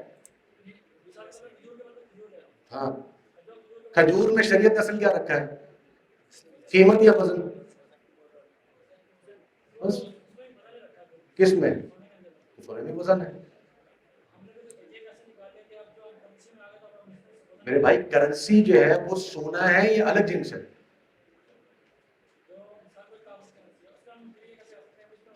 کاغذی کرنسی کی جو علت آپ نے نکالی ہے اس کا وزن نکالا ہے یا قیمت نکالی ہے؟ قیمت نکالی نا. آپ نے کرنسی کو سونے کے ساتھ جو ملایا ہے وہ کس بنیاد پہ ملایا ہے؟ وزن کی بنیاد پہ ملایا یا قیمت کی بنیاد پہ ملایا؟ نہیں، کیوں غلط؟ علت آپ نے قیمت نکالی نا اس کی. دیکھیں ان دو چیزوں کو مکس نہ کریں. سونا میں جو آپ تبادلہ کرتے ہیں اس کے اندر آپ تبادلے میں مثلاً بمثلاً کب کر سکتے ہیں؟ جب آپ کیا کریں گے؟ وزن کریں گے. ٹھیک ہے، آپ اس کی کوالٹی نہیں دیکھیں گے. کرنسی کے اندر وزن نہیں ہے، کرنسی کے اندر کیا ہے؟ قیمت ہے. میں 1,000 کا نیا نوٹ دوں اور اس کے بدلے میں 1,000 کا پرانا نوٹ لوں تو یہ سود ہو جائے گا؟ نہیں. آپ کوالٹی نہیں دیکھیں گے، اس کے اندر آپ کیا دیکھیں گے؟ قیمت دیکھیں گے. اسی طریقے سے گولڈ کے اندر آپ کیا دیکھیں گے؟ وزن دیکھیں گے. آپ گولڈ کے اندر کوالٹی نہیں دیکھیں گے. نبی صلی اللہ علیہ وسلم کیا فرمایا؟ عین الربا. کیا مانا؟ کہ یہ جو کھجور ہے، جو ردی کھجور تھی، وہ تم نے جب بیچی ہے، ٹھیک ہے، وہ جب تم نے بیچی، وہ جب تم نے اس کے بدلے میں اچھی کھجور کم لی ہے تو یہ سود ہو گیا. ٹھیک ہے، تو کھجور کے اندر اصل کیا؟ حالانکہ دونوں کی قیمت برابر ہے. ردی کھجور جو ہے 1 سا اور اعلیٰ کھجور 1 مد، دونوں کی قیمت کیا ہے؟ برابر ہے. تو سود کس چیز میں تھا؟ وزن میں تھا. سود کس چیز میں تھا؟ وزن میں تھا. میرا خیال آگے چلتے. ٹھیک ہے، سوالات پھر بعد میں لے لیں، جو موضوع ہے وہ نکل جائے گا. بینک کی طرف آتے ہیں. آپ کا وقت مکمل ہو گیا ہے شیخ. ان شاء اللہ. اچھا، بینک جو ہے اصل میں کیا ہے؟ Bank is a financial institution. Bank جو ہے ایک مالیاتی ادارہ ہے، اور مالیاتی واسطہ ہے، فائنینشیل انٹرمیڈیری اس کو کہتے ہیں. ایک مالیاتی ادارہ ہے اور مالیاتی واسطہ ہے. یہ کیا کرتا ہے؟ یہ پیسے جمع کر کے اسے قرض کی سرگرمیوں میں استعمال کرتا ہے. ٹھیک ہے، پیسے جمع کرتا ہے لوگوں سے اور یہ کیا کرتا ہے؟ قرض دیتا ہے. ٹھیک ہے، بینک کی جو فنکشنز ہیں وہ یہ ہیں. اس کو میں مل کے اس طرح لے آؤں. بینک کے فنکشنز ایک اس کو کہتے ہیں پرائمری فنکشنز. ٹھیک ہے، پرائمری فنکشنز کیا ہے؟ یعنی بنیادی اس کے جو استعمال ہے بینک کا وہ کیا ہے؟ ایکسیپٹنگ ڈپازٹس، یعنی یہ جو ہے وہ لوگوں سے ڈپازٹس لیتا ہے اور لوگوں کی رقم جمع کرتا ہے. گرانٹنگ ایڈوانسز، یعنی یہ لوگوں کو سود پہ رقم فراہم کرتا ہے. اس کا سیکنڈری فنکشن بھی ہے، یعنی اس کا ایک ہے جو اس کا اصل کام ہے اور ایک ہے جو اس کا ضمنی کام ہے. ٹھیک ہے نا، اصل کام کیا ہے؟ لوگوں سے ڈپازٹس لینا اور لوگوں کو قرض فراہم کرنا. ٹھیک ہے، ایڈوانس اور ڈپازٹس یہ اس کا کام ہے. جو اس کی ضمنی فنکشنز ہیں وہ کیا ہے؟ وہ یہ ہے کہ ایجنسی فنکشنز ہیں، یعنی یہ اجارہ کے طور پہ کام کرتا ہے. یوٹیلیٹی فنکشنز ہیں. ٹھیک ہے نا، یعنی یہ اس کے اور بھی کچھ اور استعمالات ہیں بینک کے وہ بھی ہوتے ہیں. اس کو کہتے ہیں بینک کی سروسز. جو سیکنڈری فنکشن ہے اس کو ہم کیا کہتے ہیں؟ سروسز. ٹھیک ہے نا، اور جو پرائمری فنکشنز ہیں یہ بینک کا ریونیو جنریشن ہے. بینک کا پرائمری بزنس اس کو کہتے ہیں، کور بزنس. یعنی بینک کا جو اصل بزنس ہے وہ اس کا یہ کیا ہے؟ ڈپازٹس لینا اور آگے قرض پہ فراہم کر دینا، سود کے اوپر فراہم کر دینا. جو سروسز ہیں اس کی وہ مختلف طریقے سے ہوتی ہیں. میں اختصاراً ذکر کر دوں، جیسے ایکسیپٹنگ ڈپازٹ میں یہ کہ آپ سیونگ اکاؤنٹ کھول لیں، آپ فکسڈ اکاؤنٹ کھول لیں یا کرنٹ اکاؤنٹ کھول لیں. یہ تینوں صورتیں بنتی ہیں. ٹھیک ہے، تو یہ تینوں صورتیں آپ کو بینک کے اندر جائیں گی، یا تو سیونگ اکاؤنٹ کھول لیں گے یا فکسڈ اکاؤنٹ کھول لیں گے یا کرنٹ اکاؤنٹ کھول لیں گے. سیونگ اکاؤنٹ کے اندر آپ جو پیسہ رکھتے ہیں تو اس کو آپ کو سود پر واپس ملتا ہے. فکسڈ اکاؤنٹ کے اندر جو ہے وہ آپ پیسہ نکال نہیں سکتے، 6 مہینے کے لیے فکس ہو جاتا ہے، اس پر بھی آپ کو سود ملتا ہے. کرنٹ ڈپازٹ میں آپ نے جتنا رکھا ہوتا ہے اتنا ہی آپ کو واپس مل رہا ہوتا ہے. ٹھیک ہے، اس میں آپ کو سود نہیں ملتا. ایڈوانسز کے اندر جو ہے وہ یہ ہے، ایک ہے کیش کریڈٹس، ایک ہے لونز اور ایک ہے discounting of bill of exchange. آخری والے کو رہنے دیں، یہ تھوڑا لمبا ڈیٹیل ہے، پہلے دو ہی سمجھ لیں. کیش کریڈٹ یعنی آپ کو یہ کیش پہ لون دیتا ہے. لاکھ روپے چاہیے آپ کو لاکھ روپے دے دے گا، 10 لاکھ چاہیے 10 لاکھ دے دے گا اور پھر واپس آپ سے سود لے گا. لاکھ روپے پہ 1.25 لاکھ لے گا، اگر 20% ہوگا تو 1,20,000 روپے لے لے گا، اس طریقے سے. اور لونز کے اندر یہ آپ کو گھر یا گاڑی قسطوں پہ آپ کو دے گا. ٹھیک ہے نا، کہ جی آپ آسان ایک ساتھ کے اوپر جو ہے وہ گاڑی خرید لیں بینک سے، تو یہ لون کی صورت میں یہ صورت بن جاتی ہے. گاڑی کی یا اور جو مشینری وغیرہ ہوتی ہے وہ بن جاتی ہے. بل آف ایکسچینج جو ہے یہ تھوڑا سا امپورٹ ایکسپورٹ سے تعلق رکھتا ہے، تو یہ ہمارے زیادہ استعمال نہیں ہوتا ہے، اس کو آپ رہنے دیں. ایجنسی فنکشنز کے اندر جو ہے وہ ٹرانسفر آف فنڈز ہیں، کلیکشن آف چیکس ہیں، پیریوڈک پیمنٹس ہیں، پیریوڈک کلیکشنز ہیں. یعنی یہ بطور وکیل کے کام کرتا ہے اپنے کسٹمر کے. یعنی یہ میرا وکیل ہوگا، کسی سے چیک لینا ہے، میرے نام کا کوئی چیک آیا بینک کے پاس، یہ کلیکٹ کر لے گا. کسی کو ادائیگی کرنی ہے، میں نے کسی کو چیک دے دیا، اس کو اس نے ادائیگی کرنی ہے تو یہ میرے بیہاف پہ اس کو ادائیگی کر دے گا. میں نے اس کا ٹائم رکھ دیا کہ بھئی ہر مہینے کی 6 تاریخ کو فلاں شخص کو میری رقم سے، میرے اکاؤنٹ سے پیسے نکال کے دے دینا. اس کو کہتے ہیں پیریوڈک پیمنٹس، یعنی ہر مرحلے وار جو ہے وہ پیمنٹس وہ بھی بینک کے ساتھ ہو جاتی ہیں. پیریوڈک کلیکشنز ہوتی ہیں، یعنی کسی سے رقم لینا واپس مرحلے وار. تو یہ میرا وکیل بن کے کام کر رہا ہوتا ہے، یہ میرا وکیل بن کے کام کر رہا ہے. ایجنسی کہتے ہیں وکالت کو. ٹھیک ہے نا، تو یہ میرا وکیل، میرا نائب بن کے یہ کام کر رہا ہوتا ہے. ٹھیک ہے.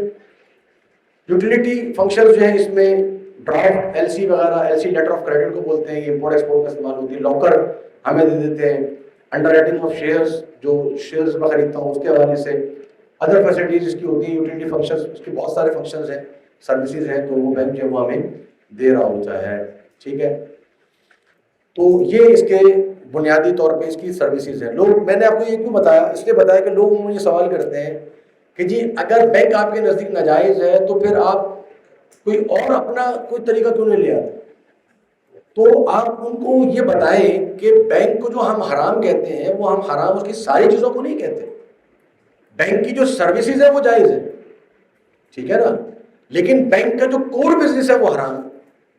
کہ وہ جو لون کے اوپر پیسے دے رہا ہے، جو آپ کو سود پر جو پیسے دے رہا ہے یا ہم سے پیسے لے کے ہمیں سود دے رہا ہے، یہ کور بزنس حرام ہے. یہ آپ نکال دیں، باقی سب آپ کرتے رہے. آپ اکاؤنٹ میں پیسے جمع بھی کرائیں، آپ ہمارے ذریعے سے آپ آگے بھی پیسے دے دیں، آپ ان سے پیسے کلیکٹ کر بھی لیں، یہ ساری سروسز آپ دیں. لیکن آپ قرضے کے اوپر جو لین دین ہے اس کو آپ ترک کر دیں، اس کو آپ چھوڑ دیں۔ اچھا جی، وقت ہمارے پاس کم ہے تو میں بینک کے حوالے سے آپ کو کچھ تفصیلات درج کر رہا تھا۔ بینک کا آغاز جو ہوا ہے وہ کہاں سے ہوا ہے؟ بینک کا جو لفظ ہے نا، اس کا کوئی معنی نہیں ہے۔ بینک جو ہے وہ بعض کہتے ہیں کہ یہ اٹالین زبان کا، اطالوی زبان کا لفظ ہے اور یہ نکلا ہے بینچ سے، ٹھیک ہے، بینچ جو بیٹھنے والی بینچ ہوتی ہے، تو یہ بینک اسی سے ہے، یعنی بینک کا معنی ہے بینچ۔ بینک کا اپنے لفظ کا کوئی معنی نہیں ہے، ٹھیک ہے۔ تو اس کو بینچ کیوں کہتے ہیں یا بینچ کا اس کا نام کیوں پڑا؟ اس کا آغاز کیسے ہوا تھا؟ آغاز ایسے ہوا کہ یہ کہانی سنائی جاتی ہے اور یہ کہانی سچ ہے کہ 17ویں صدی میں یا 16ویں صدی میں جب یہ سونے کے سکوں کے ذریعے سے تجارت ہوتی تھی، اس زمانے میں کچھ سونار تھے جو یہودی تھے، تو وہ ایک شخص مثلاً اس کے پاس سونے کے کچھ سکے تھے، کہانی سنیں گے تو آپ کو سمجھ میں آ جائے گی بات۔ تو اس نے جا کر اس نے کہا کہ جی میں یہ سکے اپنے پاس بطور حفاظت کے نہیں رکھ سکتا، چوری چکاری بہت زیادہ ہو گئی ہے، تو آپ چونکہ سنار ہیں، آپ کے پاس جو ہے وہ بڑے گارڈ وغیرہ موجود ہوتے ہیں، حفاظت کا اچھا اہتمام ہے، تو میرے سونے کے یہ سکے آپ اپنے پاس رکھ لیں اور اس کی حفاظت میں جو خرچہ آئے گا وہ میں دینے کے لیے تیار ہوں، ٹھیک ہے۔ اور اس کے بدلے میں سونار نے ایک پرچی دی، ایک نوٹ دیا، اور وہ نوٹ اس پر لکھا ہوا تھا کہ جی آپ نے اتنے گرام گولڈ میرے پاس جمع کرا ہے، تو یہ سونار کی پرچی آ گئی، ٹھیک ہے۔ اب اس شخص کو کوئی خریداری کرنی تھی، ٹھیک ہے، تو کیا ہوا کہ اس نے گولڈ دیا اور اس نے اس سے پرچی لی۔ پرچی لینے کے بعد اب ایک اور شخص آیا، اس کے پاس جو ہے وہ مثلاً آٹا تھا، ٹھیک ہے، کوئی بھی ضرورت سامان ہوا، فرض کر لیں آٹا تھا، تو اس نے اس سے آٹا خریدا اور وہ نوٹ اس کے حوالے کر دیا کہ بھائی میرا یہ گولڈ جو ہے یہ اتنا سونار کے پاس پڑا ہوا ہے، آپ اسے یہ گولڈ لے لیجیے گا، صحیح۔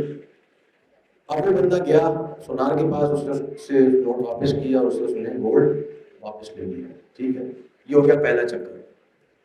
اب اسی طریقے سے معاملہ آگے بڑھا، اس میں ہوا یہ کہ اس نے جب اس نے نوٹ دوسرے بندے کے حوالے کیا، اس نے دوسرے بندے نے سونار کو نوٹ نہیں دیا، اس نے کیا کیا، اب اس کے پاس ایک اور ضرورت تھی، مثلاً اس نے مکئی خریدنی تھی، اس نے کیا کیا، اس نے جا کے وہ نوٹ مکئی والے کو دے دیا اور مکئی والے سے اس نے مکئی خرید لی، ٹھیک ہے۔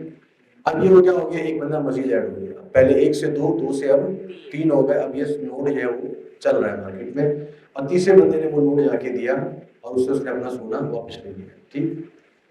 اب آگے کہانی بڑھتی ہے تو اس میں ہوتا یہ ہے کہ یہ تیسرا بندہ جو ہے اس نے کوئی اور چیز خریدنی تھی، تو اس نے بھی نوٹ سونار کو واپس نہیں کیا، اس نے جا کے دے دیا کسی شخص کو، اس نے جوتا خرید لیا۔ اب ہو کیا رہا ہے، اب ہو یہ رہا ہے کہ جی سونار کا جو نوٹ ہے وہ مارکیٹ میں گھوم رہا ہے اور جو گولڈ ہے وہ کہاں پڑا ہوا ہے، سونار کے پاس، ٹھیک ہے۔ اب جب لوگوں نے دیکھا کہ جی یہ تو بڑا اچھا معاملہ ہو گیا کہ گولڈ ہمارا وہاں پڑا ہوا ہے حفاظت کے ساتھ، ہمیں کوئی چوری چکاری کا خطرہ نہیں ہے، تو سب نے کیا کیا، اپنے اپنے گولڈ انہوں نے جمع کرائے اور انہوں نے سب سے جو ہے وہ نوٹ لے لی، ٹھیک ہے۔ یہاں سے نوٹ کا سلسلہ شروع ہوا۔ تو یہ جو سونار تھے نا، یہ بینچ پہ بیٹھا کرتے تھے اور یہ سونا کلیکٹ کرتے تھے اور ان کو وہاں سے نوٹ دیتے، تو یہ مشہور ہو گیا کہ جی یہ بینچ کا نوٹ ہے، یہ کیا ہے، بینچ کا نوٹ، تو وہاں سے کیا ہو گیا، بینک نوٹ، ٹھیک ہے۔ تو اس طریقے سے یہ سلسلہ جو ہے وہ شروع ہوا۔ اچھا، اب کہانی آگے مزید بڑھتی ہے کہ یہ سونار صاحب جو کہ یہودی تھے، ٹھیک ہے، تو اس کا ایک فرضی نام بھی بکس میں آتا ہے، گولڈ اسمتھ اس کو کہتے ہیں۔ تو گولڈ اسمتھ کی سٹوری بڑی مشہور ہے یہ فائنینس کے اندر۔ تو اس نے کیا کیا، اس نے کہا کہ جب گولڈ میرے پاس آ گیا، لوگ گولڈ لینے تو میرے پاس آ نہیں رہے، تو کیوں نہ میں اس گولڈ سے کچھ کما لوں، ٹھیک ہے۔ اس نے کیا کیا، اب کچھ لوگ قرضہ لینے آئے، اس نے وہ گولڈ ان کو بطور قرضہ کے دے دیا کہ جی ٹھیک ہے، یہ آپ گولڈ مجھ سے قرض، حالانکہ گولڈ کس کا ہے، گولڈ ہے ڈپازیٹرز کا، جنہوں نے ڈپازٹ کرایا ہے اس کے پاس، ٹھیک ہے، گولڈ اس کا اپنا نہیں ہے، اس نے ان لوگوں کا گولڈ نکال کے کیا کر دیا، آگے دے دیا۔ اب یہ ہے تو یہودی دماغ، اس نے کیا کیا، اس نے ان لوگوں سے یہ کہا کہ یار تم بھی گولڈ لے کے کہاں جاؤ گے، تو تم کیا کرو، گولڈ جو میں نے تمہیں لون دیا ہے گولڈ، وہ تم میرے پاس ہی جمع کراؤ، اور مجھ سے تم کیا لے جاؤ، پرچی لے جاؤ۔ تو اب اس نے جن کا گولڈ تھا ان کو بھی پرچیاں دے دی، اور اس گولڈ کے بدلے میں اس نے اوروں کو بھی پرچیاں دے دی جس کو اس نے بطور لون کے دینا تھا، ٹھیک ہے۔ یہاں سے لون شروع ہوا، گولڈ یہ بینک کا لون جو ہے وہ شروع ہوا۔ اب ڈپازٹرز کو پتہ لگ گیا، انہوں نے کہا کہ جی ہمارے گولڈ سے تم کیوں کما رہے ہو؟ تو اس نے کہا کہ جی ٹھیک ہے، میں آپ کے گولڈ سے جو بھی کما رہا ہوں نا اس کا ایک حصہ میں آپ کو دے دوں گا۔ بینک کی کہانی سمجھ میں آ گئی آپ کو؟ ٹھیک ہے۔ اب بینک میں جو ڈپازٹ ہوتا ہے، بینک کیا کرتا ہے، وہ ڈپازٹ اٹھا کے کیا کرتا ہے، آگے لوگوں کو لون دے دیتا ہے، ان سے جو سود ملتا ہے آگے سے لیا 15% پیچھے دے دیا 7%، 8% اپنے پاس رکھ لیا۔ یہ ہے بینک کا کام، اور یہ شروع کہاں سے ہوا، یہودیوں سے، ٹھیک ہے۔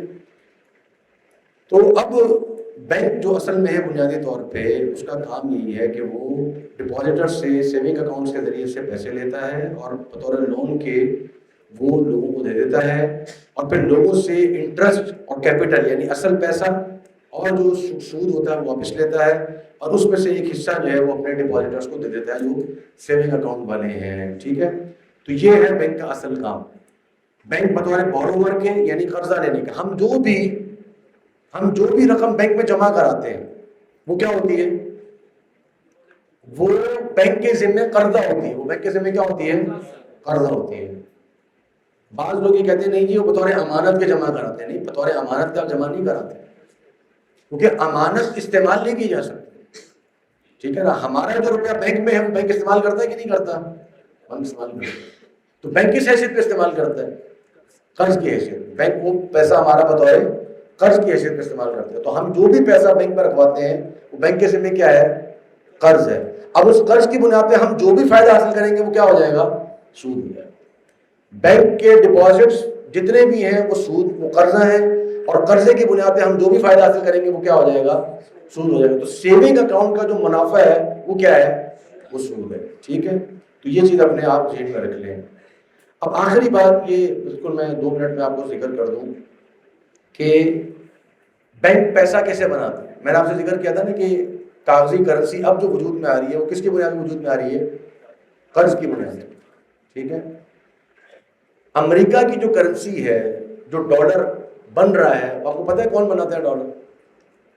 امریکہ میں ایک بینک ہے جس کا نام ہے فیڈرل ریزرو بینک، یا آپ اس کو جائیں تو انٹرنیٹ پہ سرچ کر لیجیے گا، فیڈرل ریزرو بینک، ٹھیک ہے۔ یہ وہ بینک ہے کہ جو ڈالر بنا رہا ہے، اور آپ کو حیرانی ہوگی کہ فیڈرل ریزرو بینک جو ہے یہ سرکاری بینک نہیں ہے، یہ پرائیویٹ بینک ہے۔ یہ کیا ہے، پرائیویٹ بینک ہے، اس کے مالک یہودی ہیں، روتھ شائلڈ خاندان اس کا مالک ہے فیڈرل ریزرو بینک کا، ٹھیک ہے۔ اور یہ ڈالر چھاپنے کا اختیار کس کے پاس ہے، فیڈرل ریزرو بینک کے پاس۔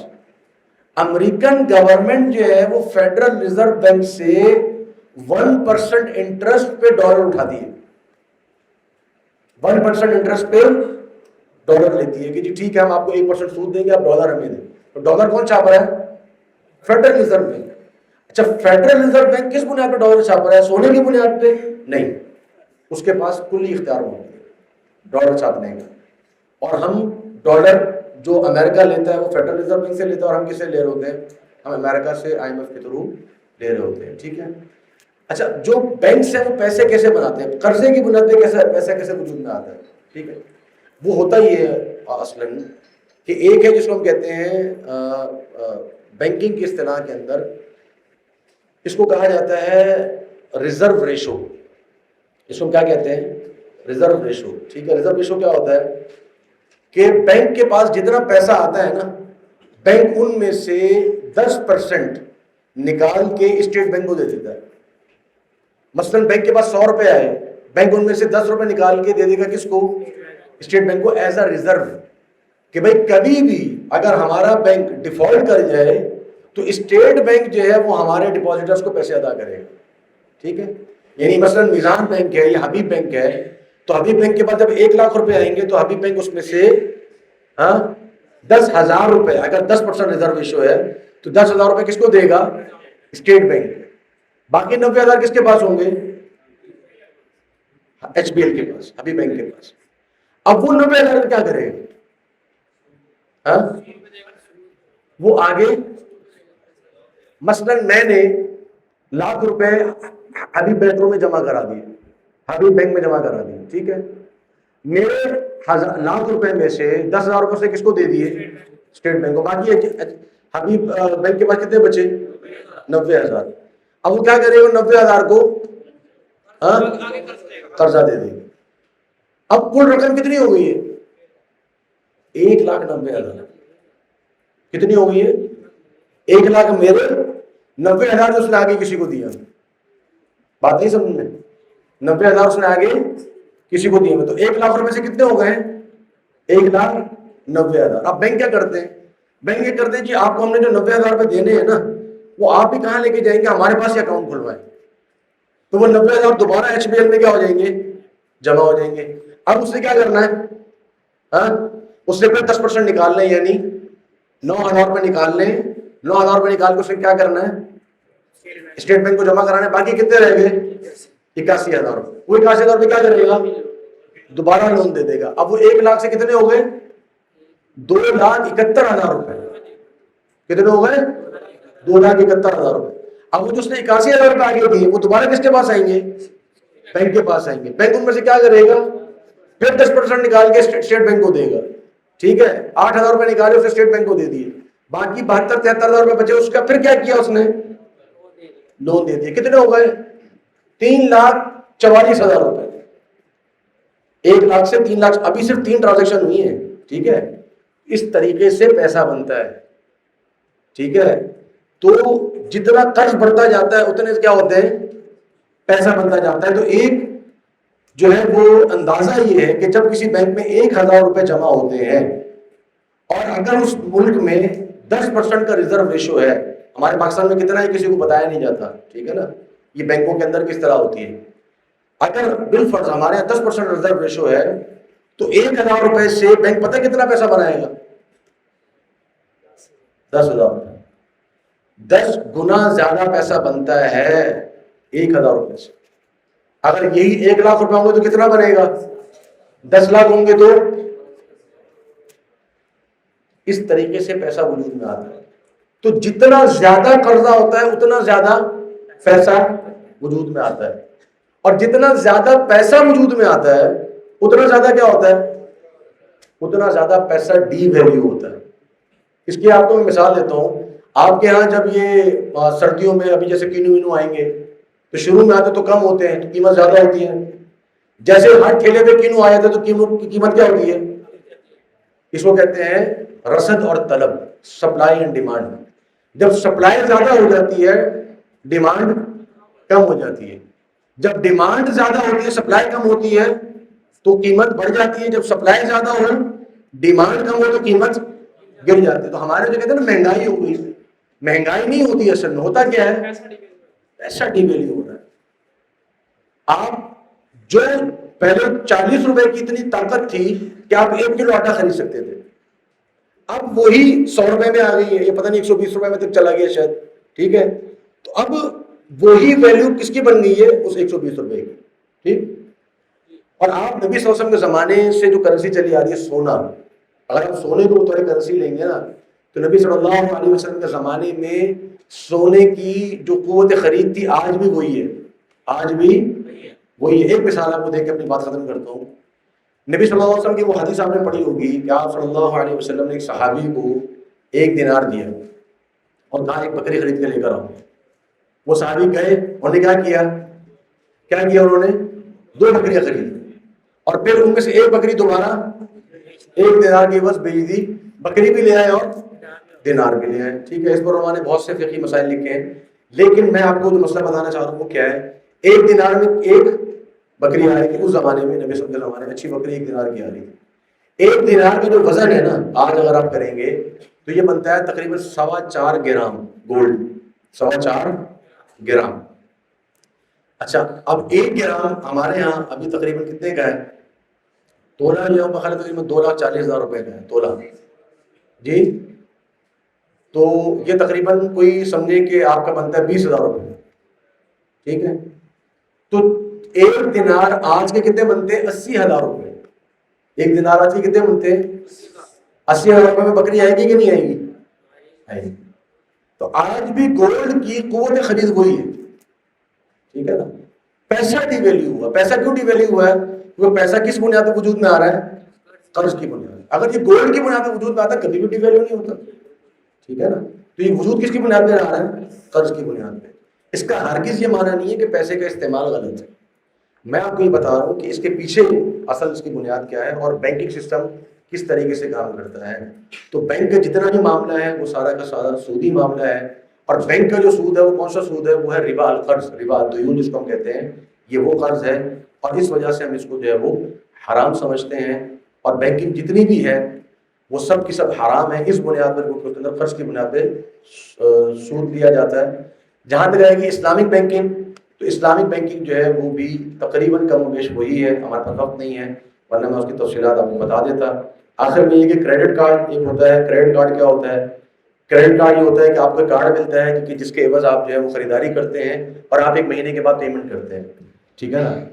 آپ کی لمٹ ہوتی ہے کہ لاکھ روپے کی آپ نے خریداری کرنی ہے. کریڈٹ کارڈ علماء کے یہاں حرام ہے. اس لیے حرام ہے کیونکہ اس کے اندر ایک شرط لکھی ہوئی ہے. شرط یہ ہے کہ اگر آپ نے 1 مہینے کے اندر ادائیگی نہیں کی تو آپ سود ادا کریں گے. ٹھیک ہے نا. آپ انٹرسٹ پے کریں گے. تو جب سودی شرط آ گئی تو لہٰذا ہم کریڈٹ کارڈ نہیں استعمال کر سکتے.